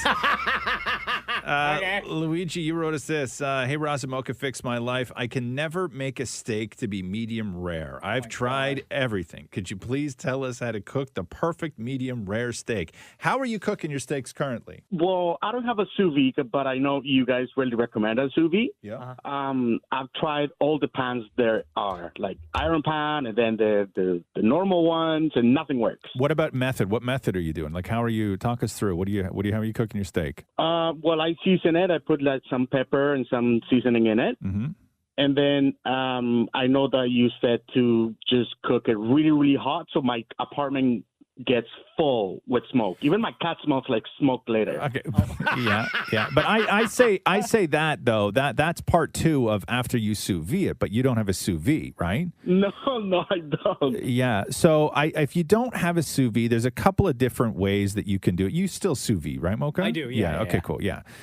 Sous vide is going to save you for the investment that it is. Meat is so expensive now. Man, I was reading a story today with sticker shock when people are going into grocery stores for meats, like even poultry and some of the like just ground beef, like chuck has gone up like 12, 13%, and some high-end steaks have gone up 100% from last year. And so when restaurants open back up again, you're going to get hit with that because all that's going to go on. So I don't know what they're going to be charging for a steak in a restaurant. But for the amount of money that you're going to pay for good steak, the investment in a sous vide wand is well worth it. Like, well worth it. So that is number one, is just bite the bullet and go on Amazon and just order yourself a sous vide. They're not that expensive, and it's so you're going to thank us later. But people have done like, and I've done it before in the past, like sear and then oven, or then the reverse sear, which is you put the steak in the oven first and then you sort of use that like a sous vide, and then when it comes out of the oven, then you maybe let it cool and then throw it in like a blazing hot pan and just sear the outside. Like I've done it that way. Have you? I've only ever done it in the oven first. Yeah. I don't let it sit though when I Right. take it out of the oven. I put Yeah. it straight onto the pan. So that's the reverse. For like just a couple of minutes. Or Yeah, something. the way restaurants had done it, for years was just the straight up sear oven, right? Yeah. So you sear the outside, and then they would throw it in the oven and at a specific, temperature, humidity level, all of this other stuff in time, and then they would sort of get, the desired doneness of the steak. But there are different ways of doing it. You can sear oven, you can reverse sear like Mocha. I don't know. Like aside from sous vide, Mocha, like what advice do you have? YouTube, man. Have you watched any that- YouTube videos? Yeah, but that's really it though. Like that's how those you can either stick it in a pan and cook it until it's done. Yeah. Or you can sear it then oven. You can reverse sear, which is oven then pan, or just buy yourself a sous vide. Like I don't know if there's any other secret trick. For your medium rare, I say reverse sear. So oven first, and Mm-hmm. then you put it on the pan, and only a couple of minutes aside because you want medium rare, like maybe a minute and a half aside. How long would you leave it in the oven, though? I don't know what kind of oven you have, and I don't know how hot it gets. Oh. Yeah, you're gonna have to research that yourself. But those are the methods. Like those are the kind of tried and true methods of getting a decent steak. Oh, well, I've been doing everything wrong then, because I thought that you said to put it on the iron pan, boiling hot or like piping hot, and then I do that, and then I cut it, and it's completely rare inside. Yeah, It's like, yeah, because no. you didn't cook it first, man. I didn't know that we're supposed to be in the You're oven. basic. You just still needs to cook. You just toasted steak. Like everything in the middle is still raw. Oh no! And then your poor cat smell like burnt food for days. Wife's mad at you. Like, yeah, man. Dude. Buy your hold on here. Let me just because I know we talk about bloody sous vides all the time. Let me just figure All the time, and I've been wanting one, but I'm like, oh. Like the one that Roz and I have, the Anova sous vide. That one is very, very affordable. They have different versions of it, but I know the one that I have at least has gone down in price significantly. What's it at right now, Roz? Yeah, here's one on Amazon, Wi-Fi enabled, 4.5 stars based on 650 reviews. It's $118. Oh, that's not bad. Last time I checked, that one was like $230. Yeah, well, no, there's different kinds, right? There's one for $266, which you have a bigger container for it. There's $400 sous vides that you can buy, but you don't need it. Like if you're not cooking a lot, like you're just sort of cooking for yourself, right? Like you want just a really great steak, and yeah. That's all you need to do. Like they're cheap. It's like you're going to spend $150 on it, but honestly, you're going to spend $25 on a really great steak. Oh, that's right? the other thing. Like, is there a specific kind of meat that I should honestly, get? bro, Not just steak? Honestly, with a sous vide, I buy cheap, like not cheap, but you do not need high-end beef to go into a sous vide. You could buy mediocre steak in a sous vide hot pan, and it's going to be delicious. Oh, perfect. Well, Guaranteed. I appreciate all the help. Yeah, guaranteed. There you go, brother. Awesome, guys. Thank you very much for all the help. Right on. Roz and Mocha's Fix My Life. On Kiss. Hello, it's Roz and Mocha. How are you? Doing great. How are you today? I'm good. I was just calling too because I've been listening to you guys for the past 5+ years. Yeah, I remember when I started listening to you guys, I was on maternity leave with my daughter, and she's now 5. Oh, wow. And now I'm here again on maternity leave again, and I'm listening to you guys still. Oh, that's amazing. So Yes. you've been with the show for 5 years now. Roz and I are going into year 14 of the Roz and Mocha show. Is there anything from prior to the 5 years that you've been listening that you've always had a question about? No, not really, to be honest. Okay. I've never, but I just listened to you. I remember how I get started with you guys. I was dropping off my eldest daughter to take to school school bus, and I was looking for a station to listen to. Yeah. And I came across this, and ever since that, my radio has always been on this station. Oh, wow. That's amazing. So prior to discovering the Roz and Mocha Show, who did you used to listen to before? I never used to listen to anything, to be honest, because around that time I just had a car. Okay. So, yeah, I didn't have my own vehicle before that. So when I had my second daughter, she was a baby, so I know I needed to have a vehicle. So that's around the same time that I start listening to you guys. Aw, that's so nice. We're so happy that you were able to discover the show. What's your name? I didn't even get your name. Oh, my name is Kizzy. Kizzy. I called in. Okay. Yeah, I called in before, but it's a while back, and you know you guys get so much calls every day, so you won't remember. Oh, but I called in. Yeah, I called in once before. Well, I don't know if we said this to you before. If we did, whatever, we'll happily say it again. If we didn't, then Kizzy, welcome to the Roz and Mocha Show family. Thank you very much for your dedication to the show. Thank you for listening for as long as you have. You have no idea how much it means to us. No, seriously, because, you know, you were describing your life and your kids and how busy you are and stuff like that. And for you to make that time out of your day to spend with us, it really does mean a lot. So thank you. Oh, you're most welcome. You're most welcome. You guys are amazing, and you're very entertaining, and my kids love you guys as well. It would have been nice for them to tell you guys hello, but I already took them to get the school bus. Oh, that's okay. But listen, you have our phone number. Use it anytime. Next time they're in the car with you or wherever, if you're at home, just give us a call, okay? Yes, I will be sure to do that. Have a wonderful day, guys. Whoa. Kizzy, you've been listening for 5 years. You know, before we let you go, I got to ask you the question. Between Roz and Mocha, who's your favorite? You know, there are days when I like Mocha more. There are days when I like Roz more. And I even like Maurie as well, too. Okay, so today then, who's your favorite? I will have to say Mocha. Hey! Big up.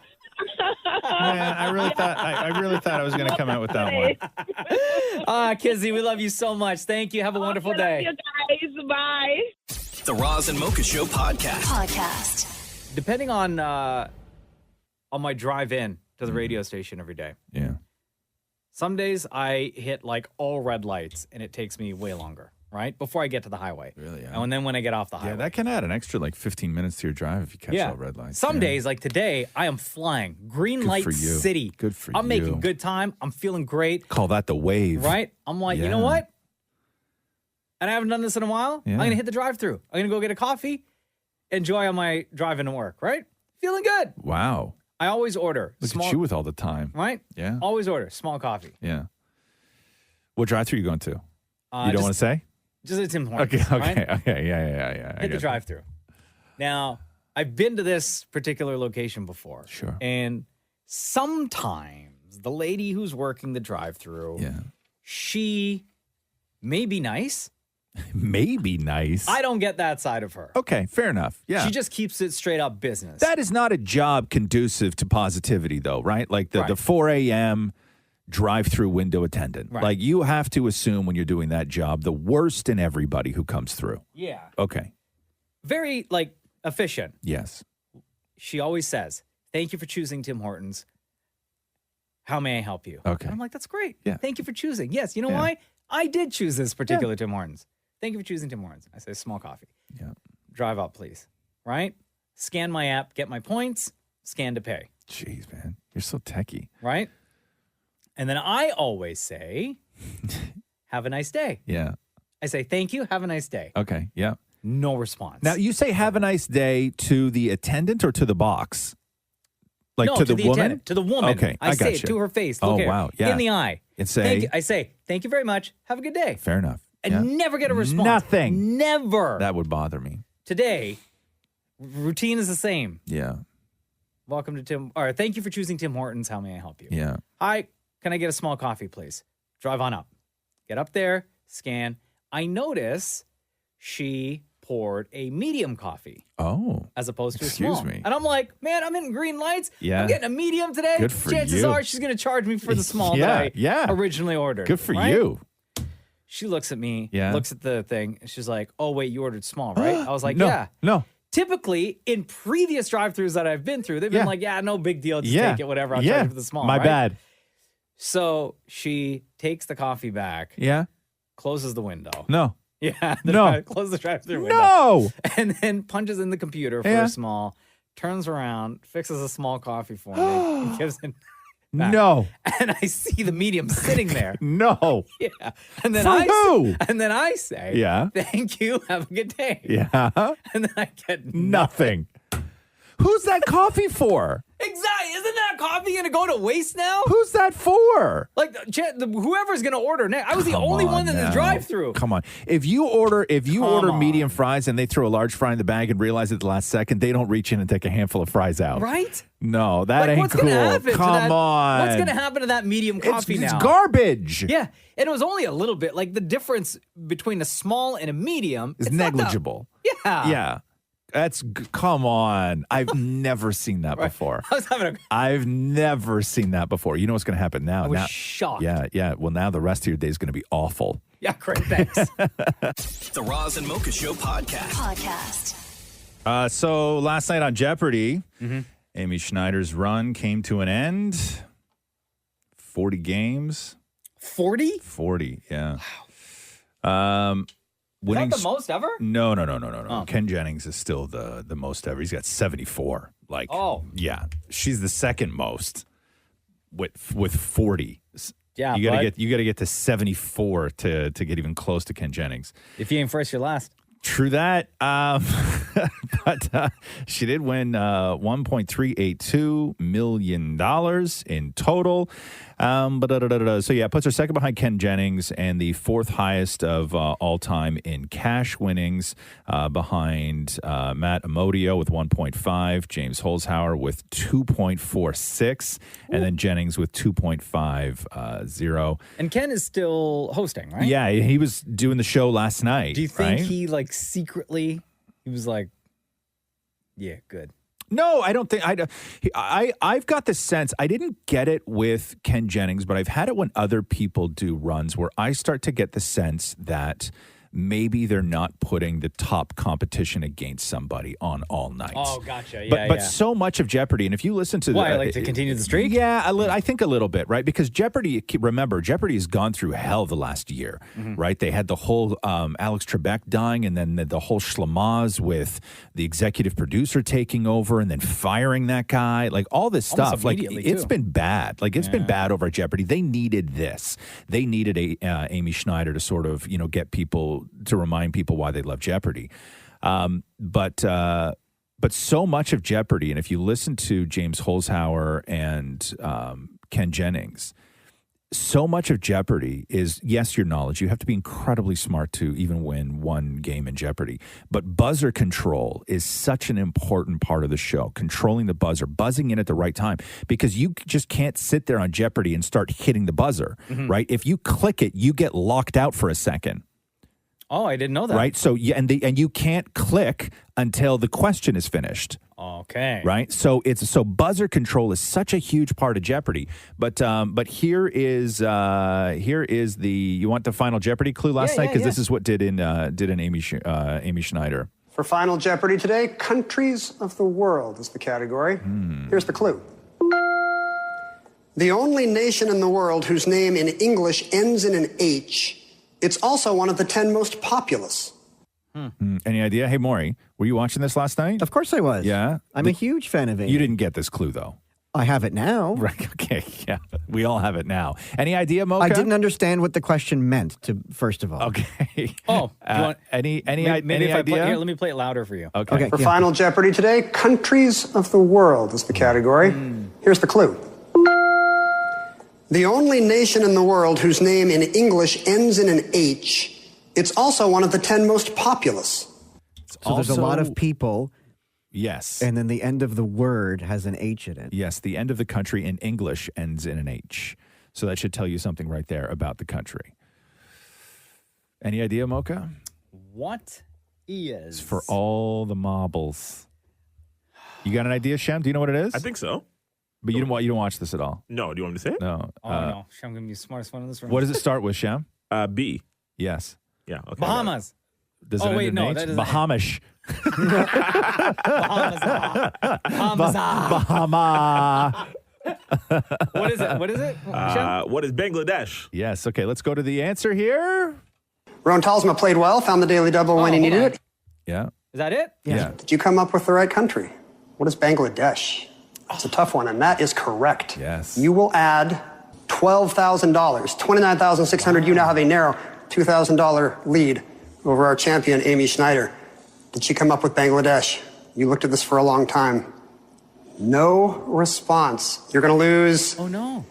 $8,000. You're going to finish in second place with $19,600. Roan Talsma, you are our new Jeopardy champion with a one-day total of $29,600.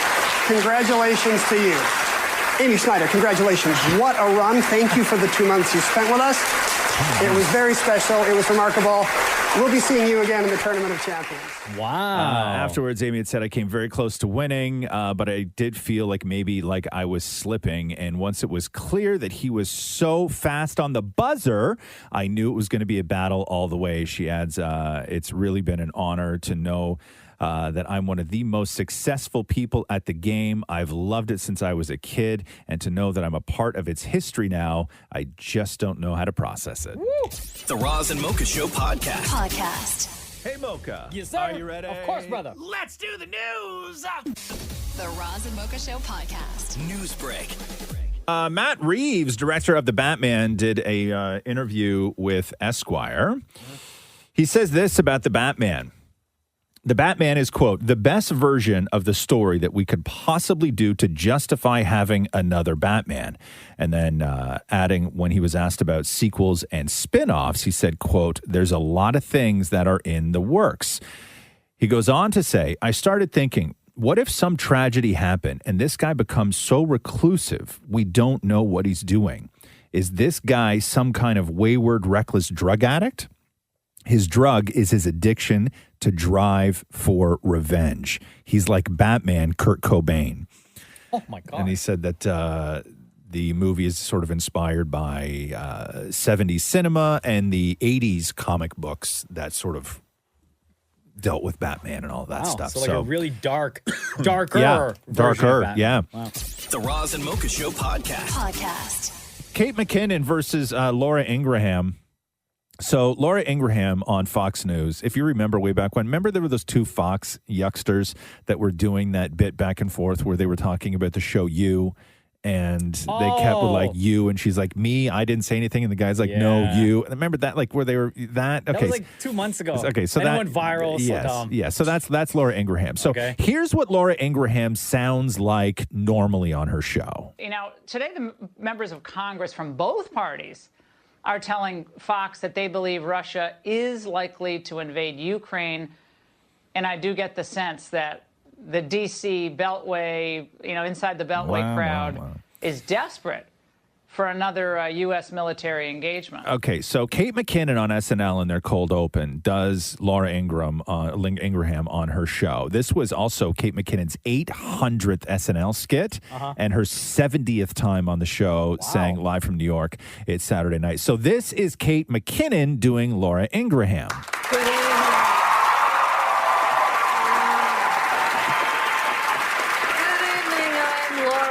And as soon as I marry your dad, I'm sending you straight to boarding school. Well, we're finally done with year one of Biden's presidency. And can we all admit it's a disaster? Inflation's out of control. Gas is at $19 a gallon. And the green M&M has been canceled just for being a Liberals want to take away everything that makes you American. For example, guns. Hamburgers. Morgan Wallen. I don't care if you use as a slur. I just want to dance. Your backup guns. Commercial where the whole family's the same thing. Using the word mayonnaise. It's aioli all of a sudden? No thanks, Lin-Manuel. And finally, missionary. So that was Kate McKinnon doing Laura Ingraham.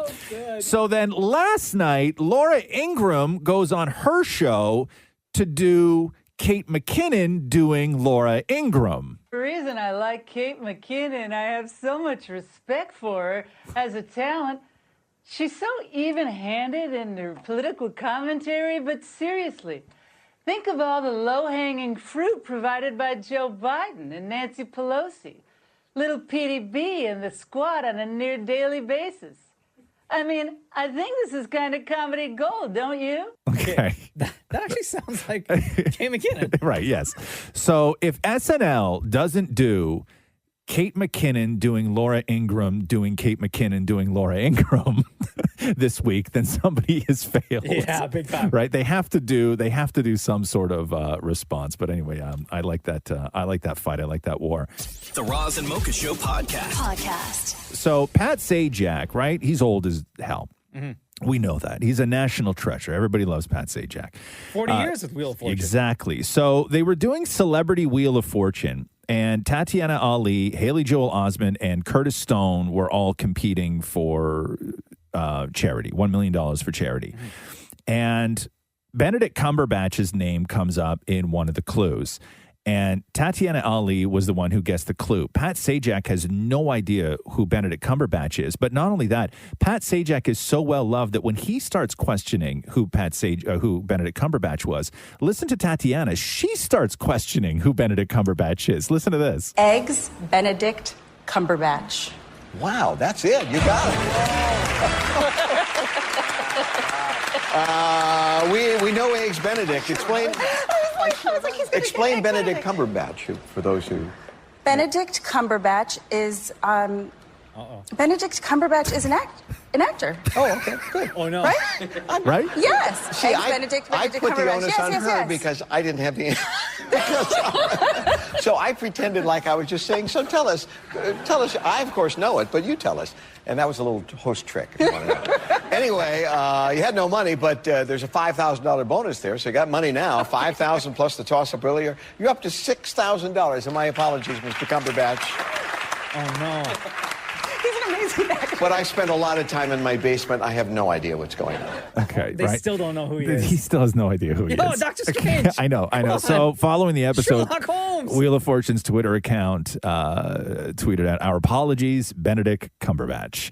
But did you see like how you can make somebody second guess something they know to be fact so easily? Right? Like within she seconds. knows who Benedict Cumberbatch is. Within seconds, though, she questioned. Eggs Listen. Benedict Cumberbatch. Wow, that's it. You got it.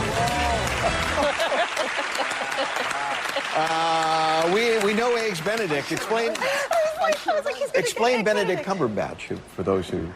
Benedict Cumberbatch is Benedict Cumberbatch is an actor. Right? Like she's even questioning herself at that point. It's so wild how easy that is for people. Dr. Strange. Thank you. The Roz and Mocha Show podcast. Taylor Swift hitting back at Gorillaz and Blur frontman Damnit Albarn, who was doing an interview with the LA Times. And the interviewer for the Times referred to Taylor Swift as an excellent songwriter, to which he replied, she doesn't write her own songs. And then the interviewer sort of attempted to correct and explain, saying, of course she does, co-write some of them. And then he said, that doesn't count. I know what co-writing is. Co-writing is very different to writing. He goes on to say, I'm not hating on anybody. I'm just saying there's a big difference between a songwriter and a songwriter who co-writes. Doesn't mean the outcome can't be really great.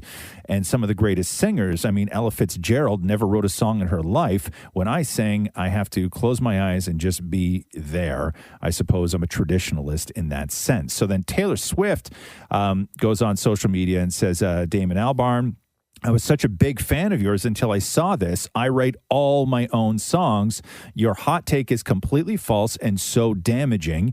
You don't have to like my songs, but it's really effed up to try to discredit my writing. Wow. P.S. I wrote this tweet all by myself in case you were wondering. Ooh. And then he responded to that saying, I totally agree with you. I had a conversation about songwriting and sadly, it was reduced to clickbait. I apologize unreservedly and unconditionally. The last thing I would want to do is discredit your songwriting. I hope you understand.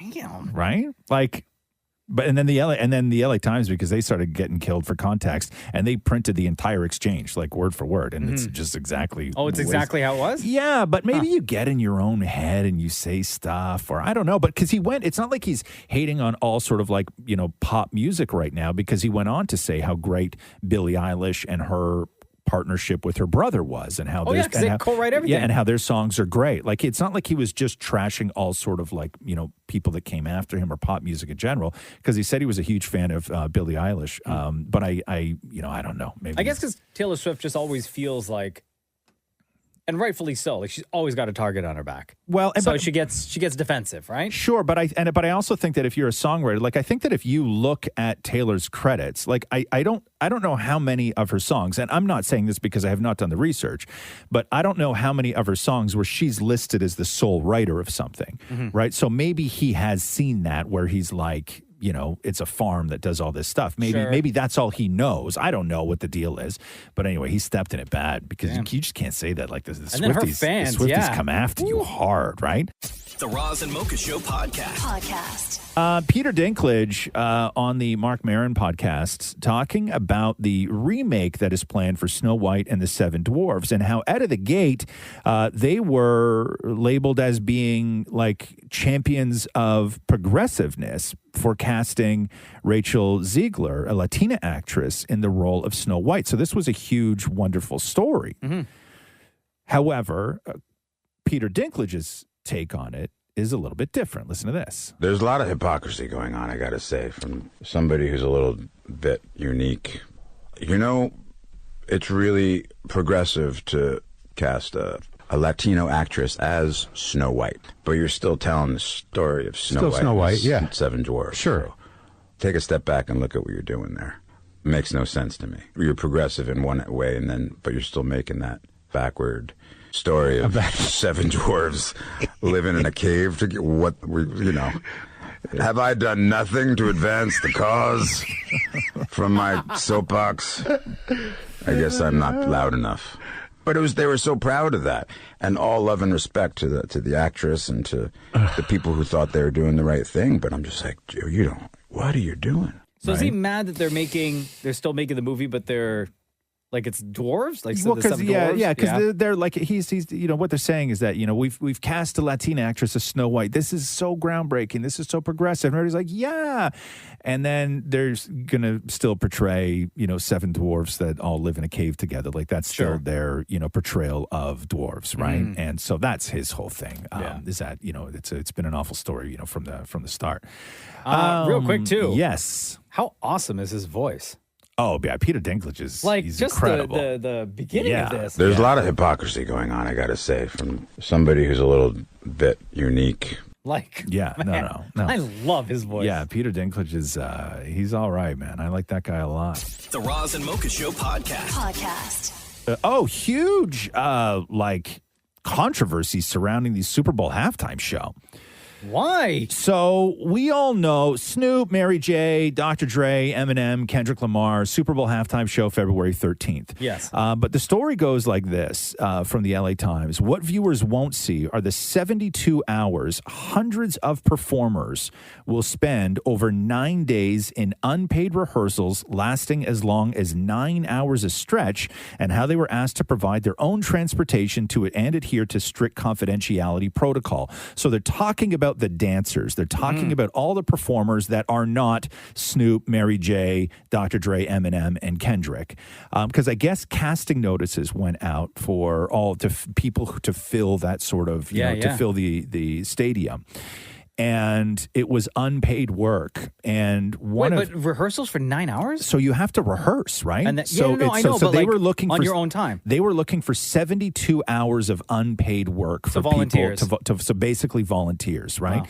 And so what winds up happening is that Taja Riley, who has been a paid dancer at 2 previous Super Bowl halftime shows, posted on Instagram that halftime show choreographer Fatina Robinson, who's a black woman, she said this, highlighting predominantly African-American movers during Black History Month. Robinson is a powerful symbol in the industry. And then Robinson on Instagram then blocked her. Oh, wow. She did say this, though. We're not asking dancers to work as dancers for free. What we asked is, would anyone like to volunteer as field cast? So what they're saying is that there's a difference between the people who are the paid dancers. Okay. Oh, okay. Sorry. So there are dancers who are getting paid. So, but the distinction in the casting notices was not made apparently. So they're saying the actual dancers that are paid. What they're talking about are the hundreds of people that come out and sort of fill that arena. And so Rock Nation, the executive producers of the halftime show, said the professional dancers are completely separate from the volunteer-based, non-choreographed field cast. The only qualification for getting brought in as a volunteer is that you have to be able to walk and chew gum at the same time. Oh my God. Okay. And That's kind of insulting. and then Riley, who is the dancer who's done two Super Bowl halftime shows, said 400 predominantly unpaid black workers during Black History Month with black creators and black artists. This is unacceptable. Whether it's one volunteer or 400, every single person working the most profitable event of the year should be paid. Wow. So that's the fight that's happening right now, because it has always been known that the artists don't get paid, because people assume, oh my God, you probably get $10 million to the Super Bowl halftime show. The artists don't get paid, right? Because it's a huge It's a thing. It's for the them. Super Bowl. It's publicity. Right. Your streaming numbers go up that night, the next day. And then you start looking down. Okay, so if they're not getting paid, then where does the pay start? Yeah. Right. And now what you're finding is that they want to try and get away with not paying for a whole lot of that Super Bowl halftime show. Like hundreds of people. Hundreds of people. That's crazy. The Roz and Mocha Show podcast. Billie Eilish has canceled her 2 shows in Montreal and Toronto. She wrote, guys, my 2 shows in Toronto, my 2 Montreal and Toronto shows on Feb 15th and 16th need to be postponed due to local guidelines there to keep everyone safe. We'll share details on the rescheduled dates soon, and all tickets will be honored for the new dates. I love you guys and can't wait to see you again. So the way that it would work is the Scotiabank Arena in Toronto at that point would have a max capacity of, I think, 500 people. Right. So you just can't do a show like that. And the American Airlines Center in Dallas, Texas, sent out word to fans about the Elton John show, saying it was with great regret that the Farewell Yellow Brick Road tour dates in Dallas set for Tuesday, today and tomorrow be postponed because Elton recently tested positive for COVID-19. No. They say, fortunately, Elton is fully vaccinated and boosted and is experiencing only mild symptoms. Fans should hold on to their tickets, and they will be honored at the rescheduled dates. So, gotta protect Sir Elton. Right. The Roz and Mocha Show podcast. Disney has responded to Peter Dinklage's comments on their sort of new version of Snow White and the Seven Dwarfs. Peter was on with Mark Maron on the WTF podcast the other day, and this is what Peter Dinklage had to say. There's a lot of hypocrisy going on, I got to say, from somebody who's a little bit unique. You know, it's really progressive to cast a Latino actress as Snow White, but you're still telling the story of Snow White, and Seven Dwarfs. Sure. So take a step back and look at what you're doing there. It makes no sense to me. You're progressive in one way, but you're still making that backward story of 7 dwarves living in a cave to get have I done nothing to advance the cause from my soapbox? I guess I'm not loud enough. But they were so proud of that, and all love and respect to the actress and to the people who thought they were doing the right thing. But I'm just like, what are you doing? So Disney responded to Peter Dinklage's comments, and they wrote this: to avoid reinforcing stereotypes from the original animated film, we are taking a different approach with these 7 characters. and have been consulting with members of the dwarfism community. We look forward to sharing more as the film heads into production after a lengthy development period. So the movie's still years from being away. They will have cultural consultants on set, just like the live-action remakes of Aladdin and Mulan, and the film has been in development for like 3 years. So no idea how they're going to sort of reimagine the dwarf characters, but they say they're going to somehow fix that problem. Somebody caught up with Brad Williams, who is a comic who is also born with dwarfism, to get his take on Peter's comments on Snow White and the Seven Dwarfs. Also, what Disney could possibly do to make it right. I saw Peter Dinklage trending on Twitter, and I got worried for a second. I was like, oh, wait, am I going to move up to like the number 3 dwarf in Hollywood? For those hoping that I'm going to go against him and there's going to be a dwarf feud. No, I'm not. Because it is. And they're touting the progressiveness. They're touting that they have a Latinx Snow White, which is great. But we're still doing the dwarf thing. Yeah, but I think there's ways to fix it. I think there's ways you can still do a progressive Snow White and not offend the dwarves. Like, make Snow White end up with one of the dwarves. How about that? I mean, she goes for a prince who made out with her while she was legally dead. I mean, that's kind of creepy, right? She should go for one of the dwarves. I mean, they have jobs. You know, they got good friends. They got a house. They like to protect her. And if you're like, well, how are they going to provide for her? They're diamond miners, so they're rich. Come on. How about you end up with the dwarves? Then you have a progressive Snow White, and everybody's happy. Yo, what's this guy's name? He's funny. Brad Williams. Yeah, he's real funny. The Roz and Mocha Show podcast. Hey, Shem, do you have 2 seconds? Come on the news. Did you watch This Is Us last night? No, I have not. Uh-oh, spoiler alert. Here we go. Hold on. Maury, did you watch? Absolutely. And I bawled my eyes out. So why, Okay. Spoiler alert. So without spoiling it, who made you cry? The dad. The dad. Milo's character. Okay. And was this just trickle tears or like... Oh, no, it was, when you cry, but you're holding it and it hurts the inside of your throat cry? Oh, wow. Yeah. Wow. No, when I cry, just let it out, man. No, Just this was like... Be one with the emotion. This was like bad cry. Really, huh? Did you watch alone? No, I watched with Matthew, but we never look at each other when we cry. Was Matthew crying too, or was he judging you? No, he was laughing at me, but crying too. He was laughing at you? Beautiful relationship you guys But also have. crying? So, Shem, did you not watch last night because you didn't want to cry, or are you just too busy? Busy. I got a life. Okay. I don't. But no, you don't have to narc on yourself like that, man. Like nobody was going to call you out. You know what I mean? Like you're fine. You don't have to self snitch, right? So when are you gonna watch? And are you prepared for the tears? So admittedly, I'm a few episodes behind. Okay, but I'll probably catch up this weekend for sure. Is this the last season It of the is. show? It is. It is. Yeah, And Roz, you gave up on the show after what season? Midway I season two? watched season 2, but I stopped loving after season 1. And I know why you did. I think that this season you could rejoin. Yeah? Yeah. Why did they kill the dad again? Because that was the only reason why I was interested in the show. Spoiler alert! That's season 1.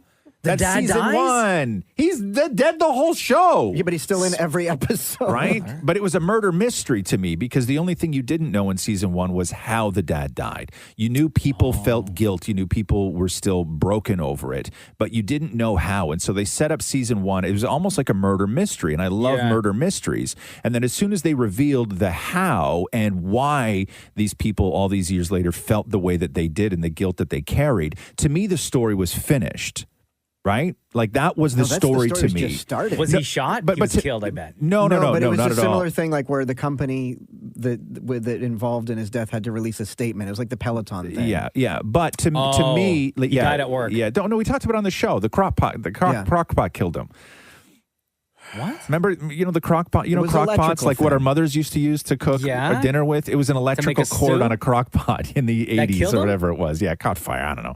Oh, the house burned down. Yeah, but to me, I watched that as a movie, right? Like to me, it was a sort of murder mystery, family-based emotional drama. And then when it was done, when it was revealed, I was good. And I just didn't need to go back anymore. I got all the closure I needed from those characters because then I was left with just characters I didn't really like. Or 3 more? Was no, it but now it's all about the dad's brother. It's all See, about. I'm not interested in that. No, but it's real. I'm telling you. Yeah. No, I'm telling you, like rice cooker next. Yeah, it was the rice cooker. The Yeah. rice cooker No, it was gonna one of those old popcorn makers that our mothers used to have in the kitchen in the 80s. Like you remember, like we had one whole cupboard that held nothing but the popcorn popper that we would bring out twice a year, right?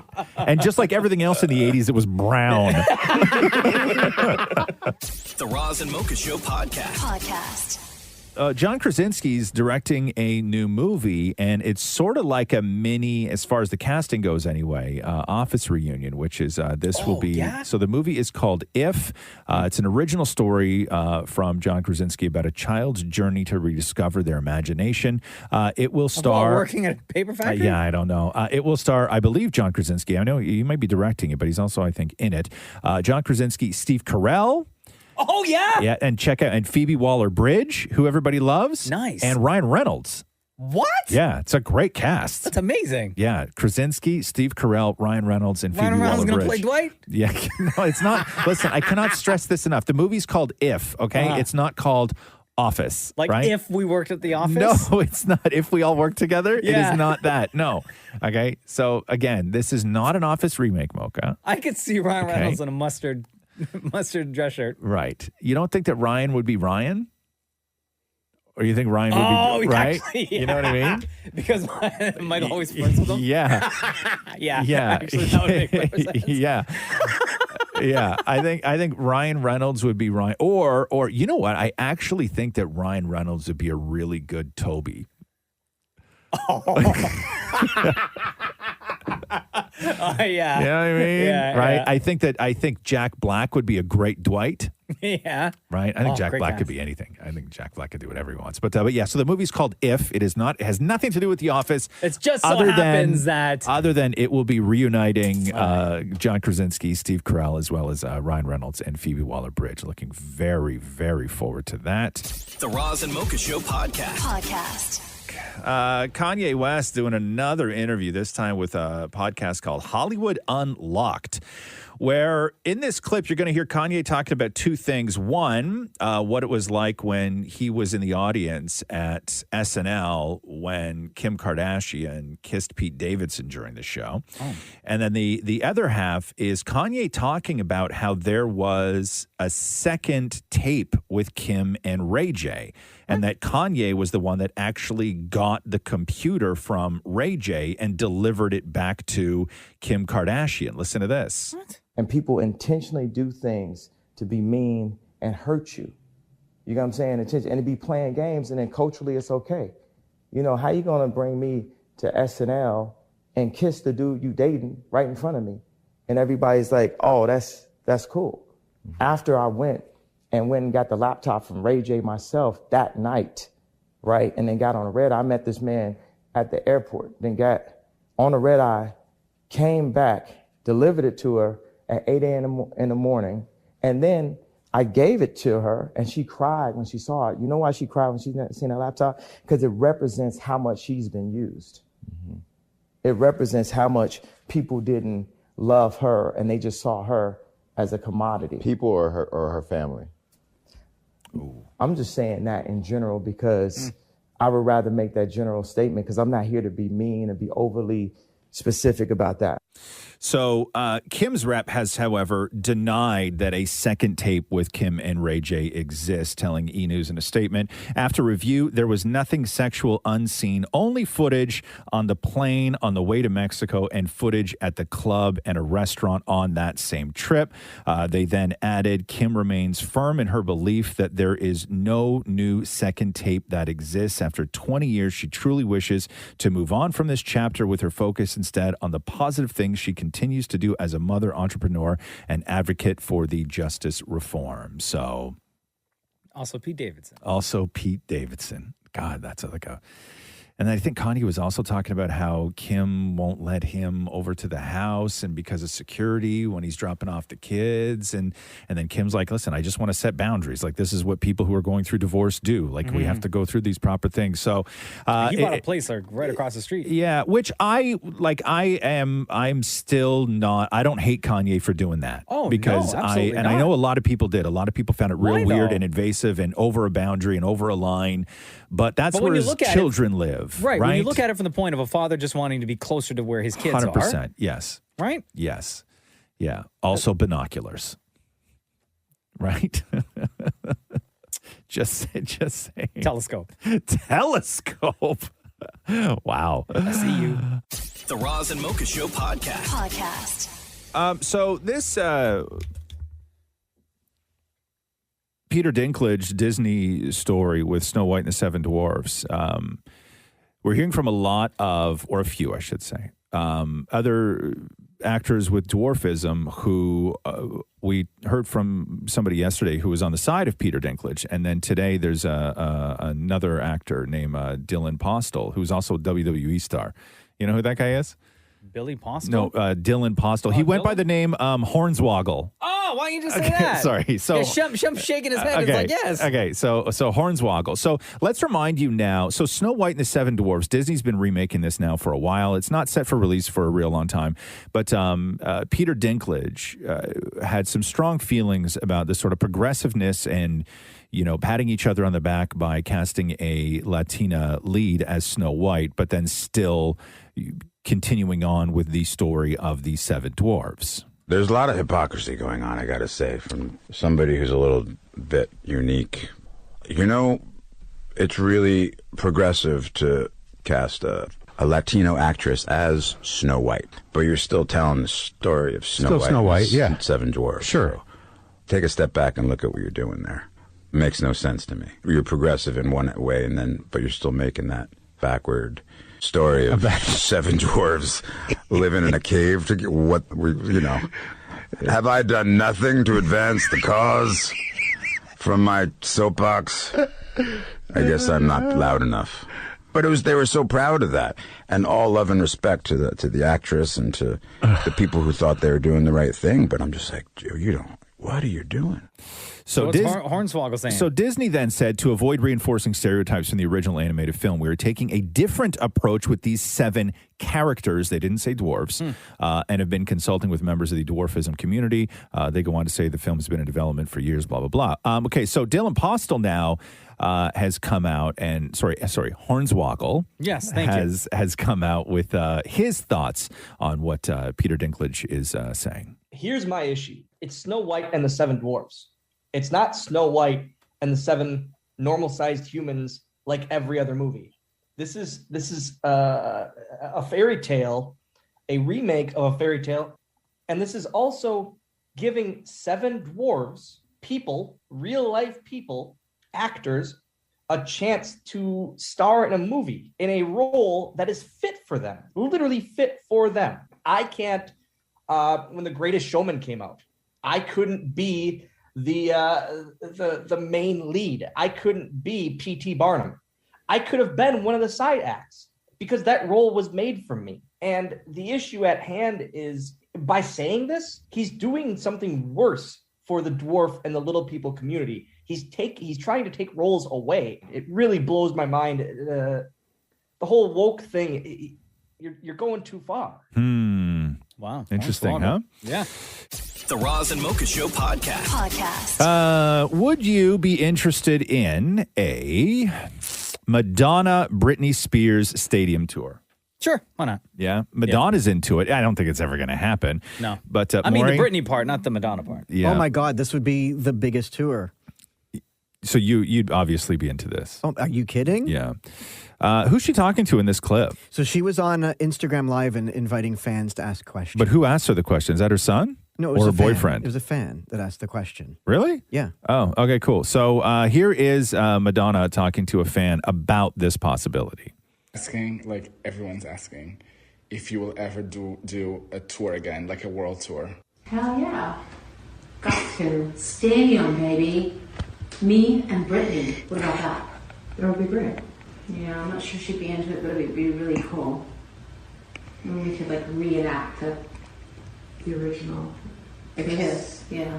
So that's what she said. She's like, she would like to do a stadium tour, and then she said maybe we could reenact that kiss, which was from the MTV Awards. If you reenact the right? kiss, then it's like when they did it originally, it was like impromptu and awesome. Now everyone would expect. You think that was impromptu? That was That was planned, man. I don't know, because don't forget, it was also, was it Christina Aguilera on the other side? Yeah, right? but they cut away though, because when Britney kissed, when Madonna kissed Britney, they cut to Justin Timberlake in the audience, and and on television you missed the Christina Aguilera kiss. Completely forgot about because that. because they cut to Justin Timberlake for his reaction, right? So Christina Aguilera is not even in that conversation anymore, right? It's only the Madonna Britney kiss. Even Madonna says we can recreate that moment with no mention of Christina Aguilera. Poor Christina Aguilera. Right? But the last time Britney did a show was Britney live in concert on that tour, which was 2018. I was there. Were you really? Yeah. Where was that? It came to, I believe it was the Air Canada Center in Toronto. Really, huh? I didn't even know. I thought it had been much longer since Britney had toured somewhere. Like, I thought it was much longer. So it was that and then Vegas. Yes. Well, no, 'Cause but she didn't do anything after Vegas, right? Well, she did. No, I think Vegas was before this, to be honest with you. But then she, do you remember that time when they brought Britney out? Like, they had this huge thing in Vegas when they were re-upping her residency, where they had like thousands of people there, and then they were about to do this big show and interview her, and then Britney came out, and she got out of like a car and walked down this giant catwalk, and there were screaming fans, and then she just like kept on walking. She didn't, like, everyone thought she was going to, they handed her the microphone. Yeah, and she just kept on walking. Are you going to go check into my room? Like, no, she was just done. Like, it was a big show to announce Britney. Like, her face was on a giant poster. And they were like, Britney Spears. And then she came walking out, and they handed her a microphone. She just kept on walking. And she's like, later. Yeah, later. Yeah. I got to go. The Roz and Mocha Show podcast. Oh, yeah. Aziz Ansari dropped a stand-up special on Netflix last night with no warning and no fanfare and nothing. I follow everything Netflix does. Twitter.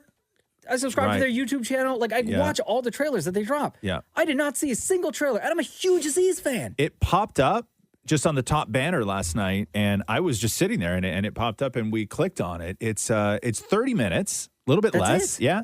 A little bit less. It's he shot it at the Comedy Cellar in New York, and he was just like a surprise guest where you see they filmed the beginning when the MC's on the stage, and he's like, "Hey, one of the great things about coming to the Cellar is that you never know what you're going to get. Please welcome Aziz Ansari." And then he just walks up to the stage and sits on a stool and does a half hour, just like a quick set. You know, one time I went to New York, and Jen and I went to the Comedy Cellar. Yeah.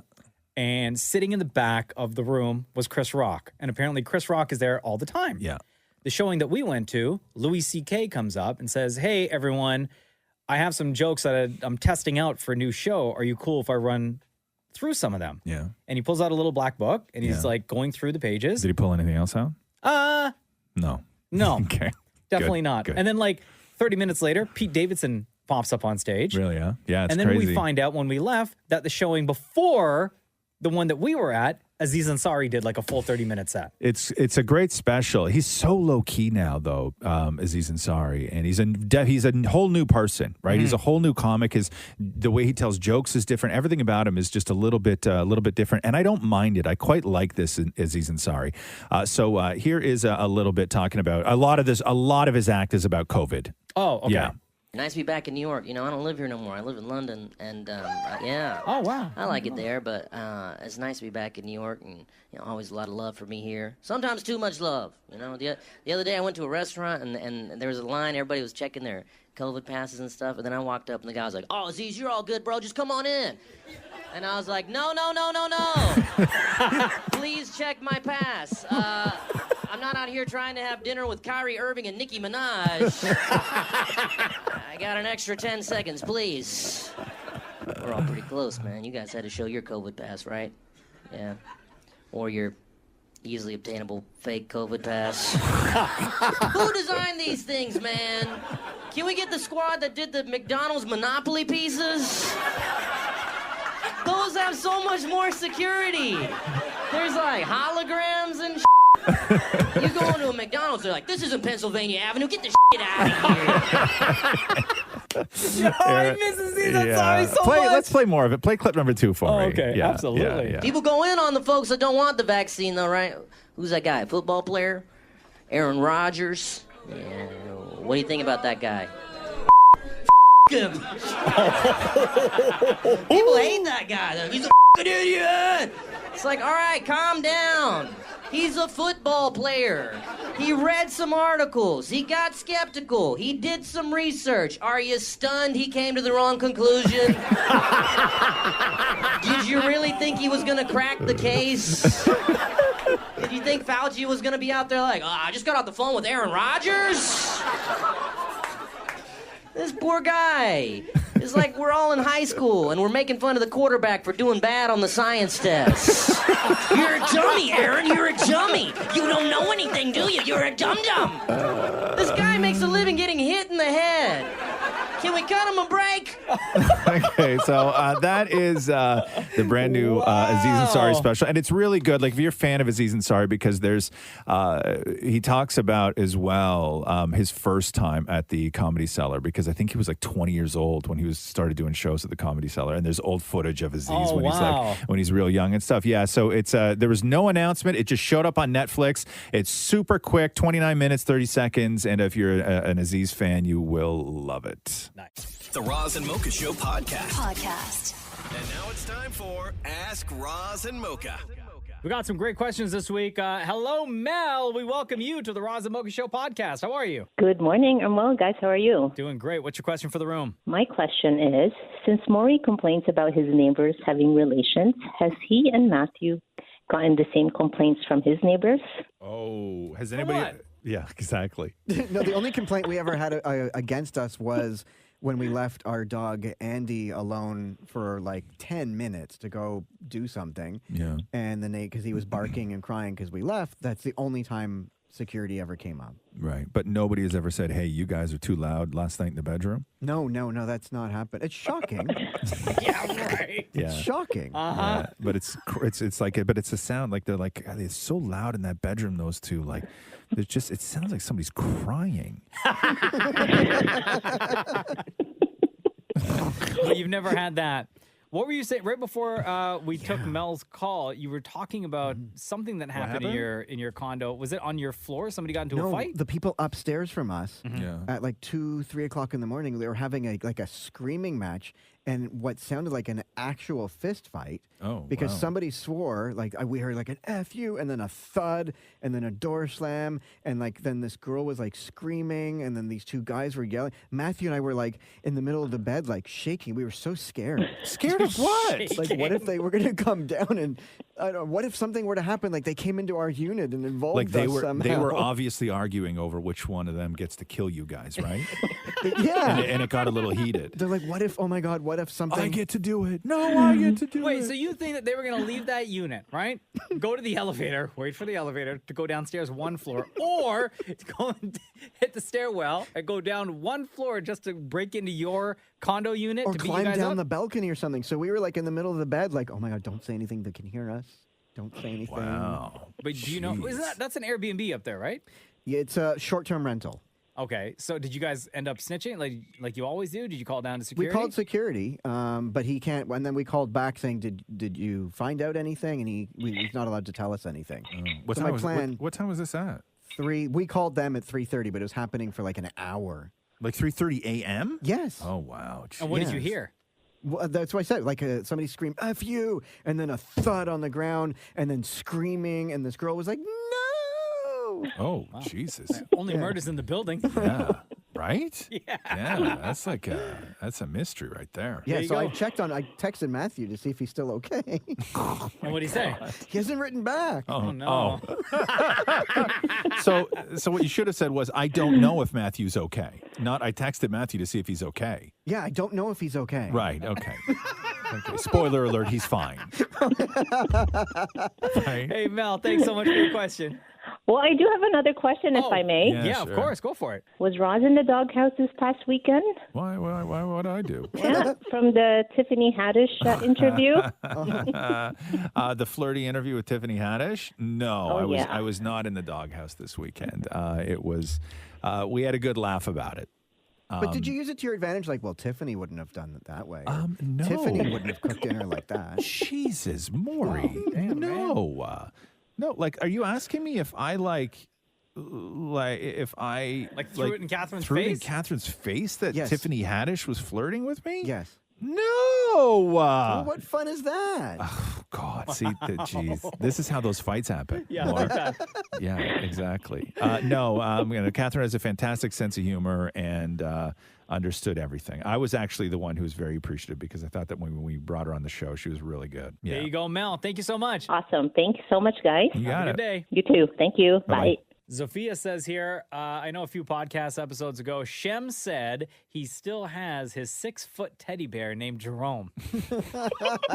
My question is, where does Jerome live? In the bedroom? In the closet? That is a large bear to hide. So can I assume that it's like the bear is as tall as Roz? Or as tall as me. I'm Yeah, tall or too. as tall as Shem? Yeah. Yeah. But yeah, just about as tall as me.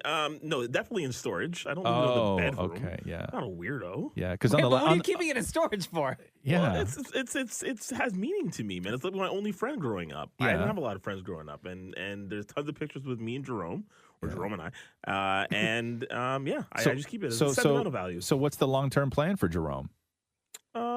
Well, Jerome's gonna go with me wherever I go. Yeah, but in storage, though. In right? storage. Yeah, in Yeah. storage. Nothing wrong with that. Listen, I'm a single guy right now, okay? Yeah. Jerome is loyal.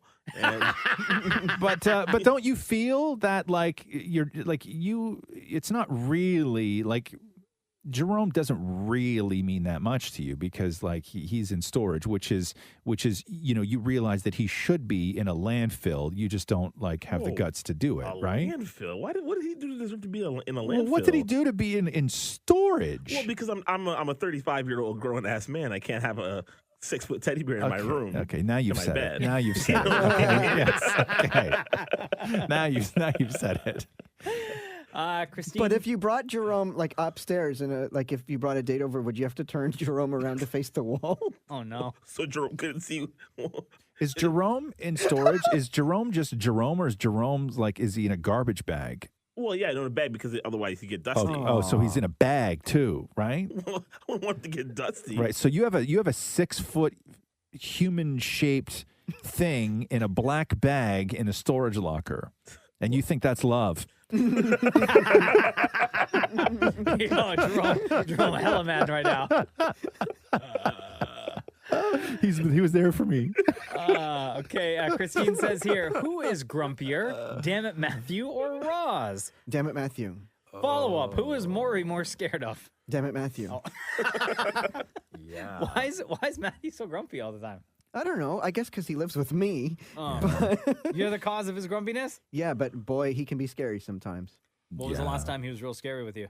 Oh, this weekend. What'd he say? Oh, what happened? No, when I didn't put. So the thing is, I truly believe that if you have a bowl with little bits of food that you didn't get to on the counter, you can get to it later. It's not a big deal if you're in the middle of watching a show. But for him, you have to scrape it into the garbage can, rinse it, and put it in the dishwasher immediately. Whereas I've always been raised that it's okay for it to sit on the counter for an hour or whatever. It's fine. But when you say this is how I was raised, right? You know what I mean? I think that needs context. See, this is why you and I could never live together. That's not the only reason, Maury. Yeah, Maury. If you think it's one bowl, you would want context. I know. If you think it's one bowl on the counter is the reason that you and I couldn't live together, you are mistaken. Nicole says here, what do you guys do when you're finished work? Do you have a routine? Yes, I do. I finish the show. I have two different routines. One, I'll either finish the show here and then go straight to the television station to do ET Canada. That's routine number one. And then I do that. I leave there about 5:30 every night. Routine number two is I leave the radio station here and go directly to the grocery store to buy whatever I'm going to make for dinner that day. Damnit Maurie. So before Christmas, my routine would be to get a candy bar, eat it in the car on the way home, get home and make lunch, and then set up the computer and do a bit of work before a nap.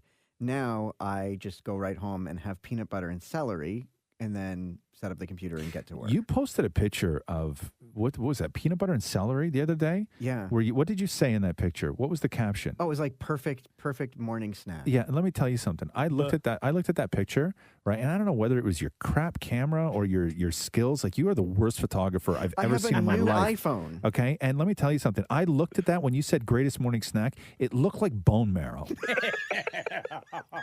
Like they didn't look like celery. Like, it looked like marrow. Like, it looked like you had sliced bone.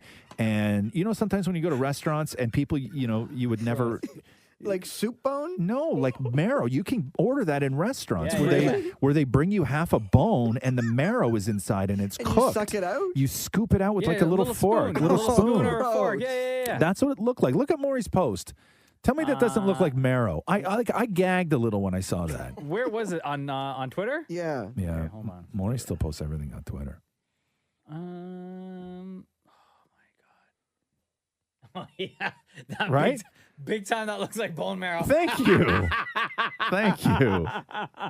Like, ew, so gross. It's so awful. And then Maury posted the other day too. What did you post the other day, Maury, that I saw?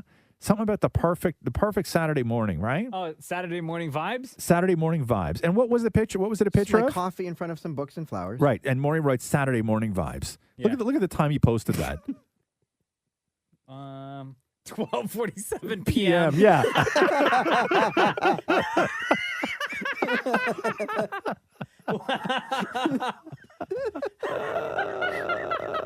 Almost 1 o'clock in the afternoon. Maury's Saturday morning vibes.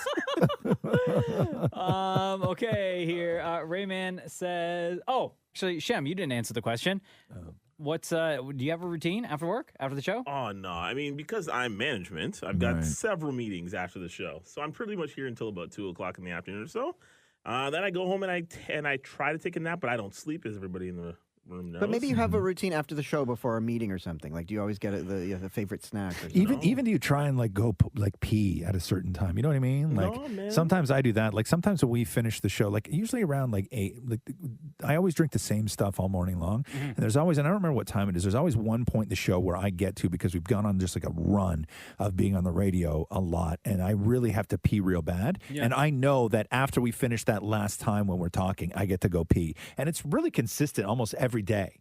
That's right? like I do number 2 at the exact same time every morning. Here at work? No, I save it and do it at home. You save it? No, you don't. You're such a liar. You always here. number 2 here. But when I go home 11:30 a.m., I always do number 2. But you always do number 2 here. I haven't in the longest time because Why? the door's broken. There's like a hinge hanging out the wall. No, but you can still lock the door. You can? Oh, I had been holding it in because I didn't Such know a that. liar. Yo, man, you are the one that used the bathroom last week because there was a little bit of a mess that was left behind. And you're the only one that ever leaves a mess. Yeah. Maury leaves. Maury decorates the toilet first with toilet paper.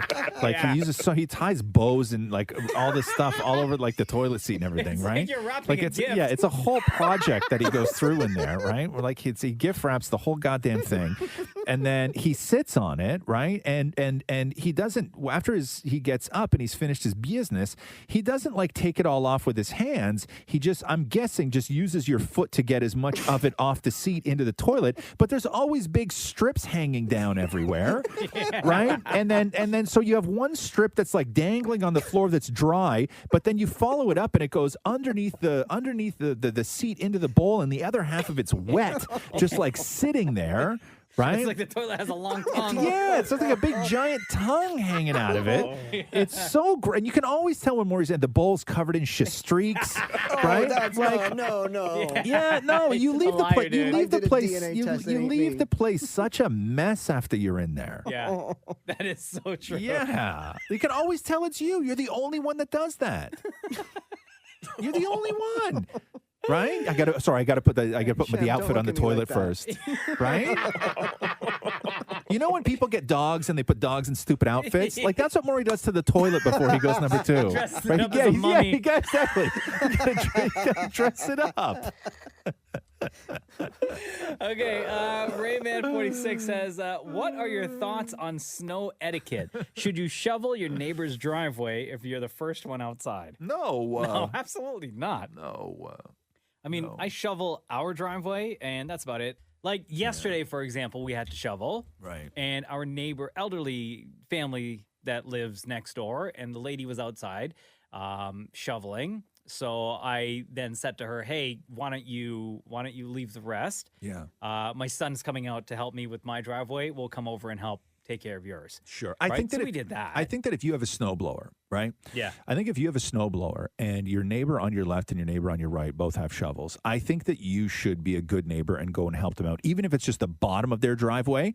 If you're out there with the snowblower and they're out there with the shovels at the same time. Yes, I've done that Right? many times. If they're out there at the same time, I don't think that if they've left it, if they're just sitting in the house watching the snowfall, Yeah. and you go out because you're like, I got to get a head start on this, I don't want to accumulate too much, all this other stuff. At that point, I say no, right? You don't have to go and do your neighbors I because agree. they're sitting in the house, they got their own plan. I'm nobody's hero. I'm What not if the they're- I'm what not if the it's guy. an elderly couple? What's that? What if it's an elderly couple? That's different. I think that you should help the elderly with other things as well. I Mm-hmm. mean, shoveling their walk is always a good thing to do. But no, I 100% do not think that you need to start shoveling other people's driveways. Yeah.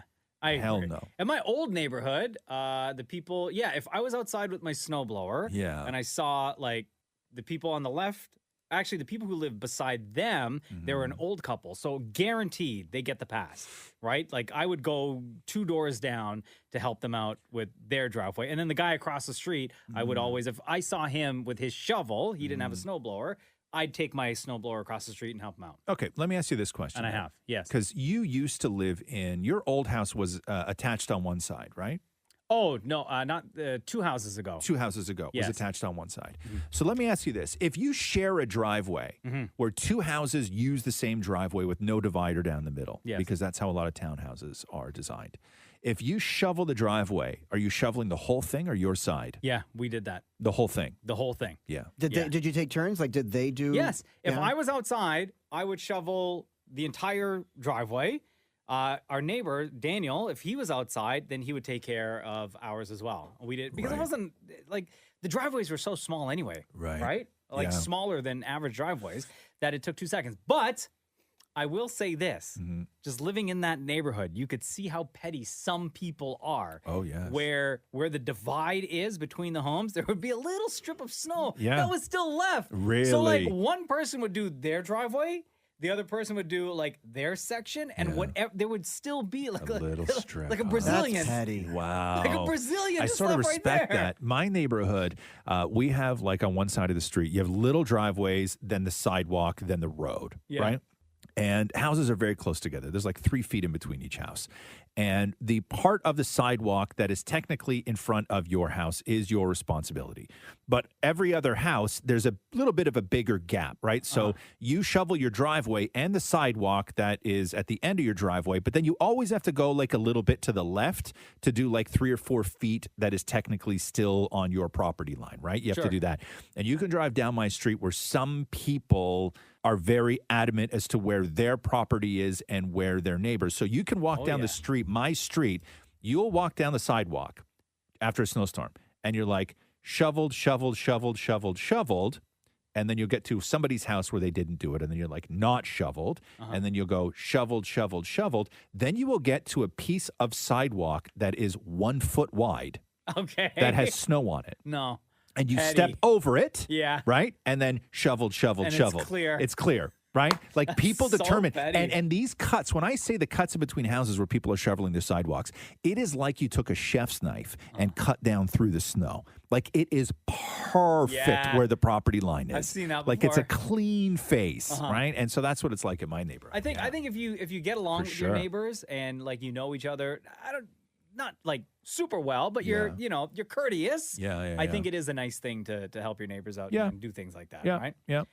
These are the questions that we get from you every week when we post on Instagram at Kiss925. So keep them coming in. We'll, of course, get one of you to ask your question to us on the phone and be a part of the podcast. But thanks so much for listening. This has been the Roz and Mocha Show podcast. Have a great day. Thanks for listening to the Roz and Mocha Show podcast. Catch the guys live Weekday mornings from 6 to 10. on Kiss 92.5 Kiss925.com. or download the Kiss 92.5 app.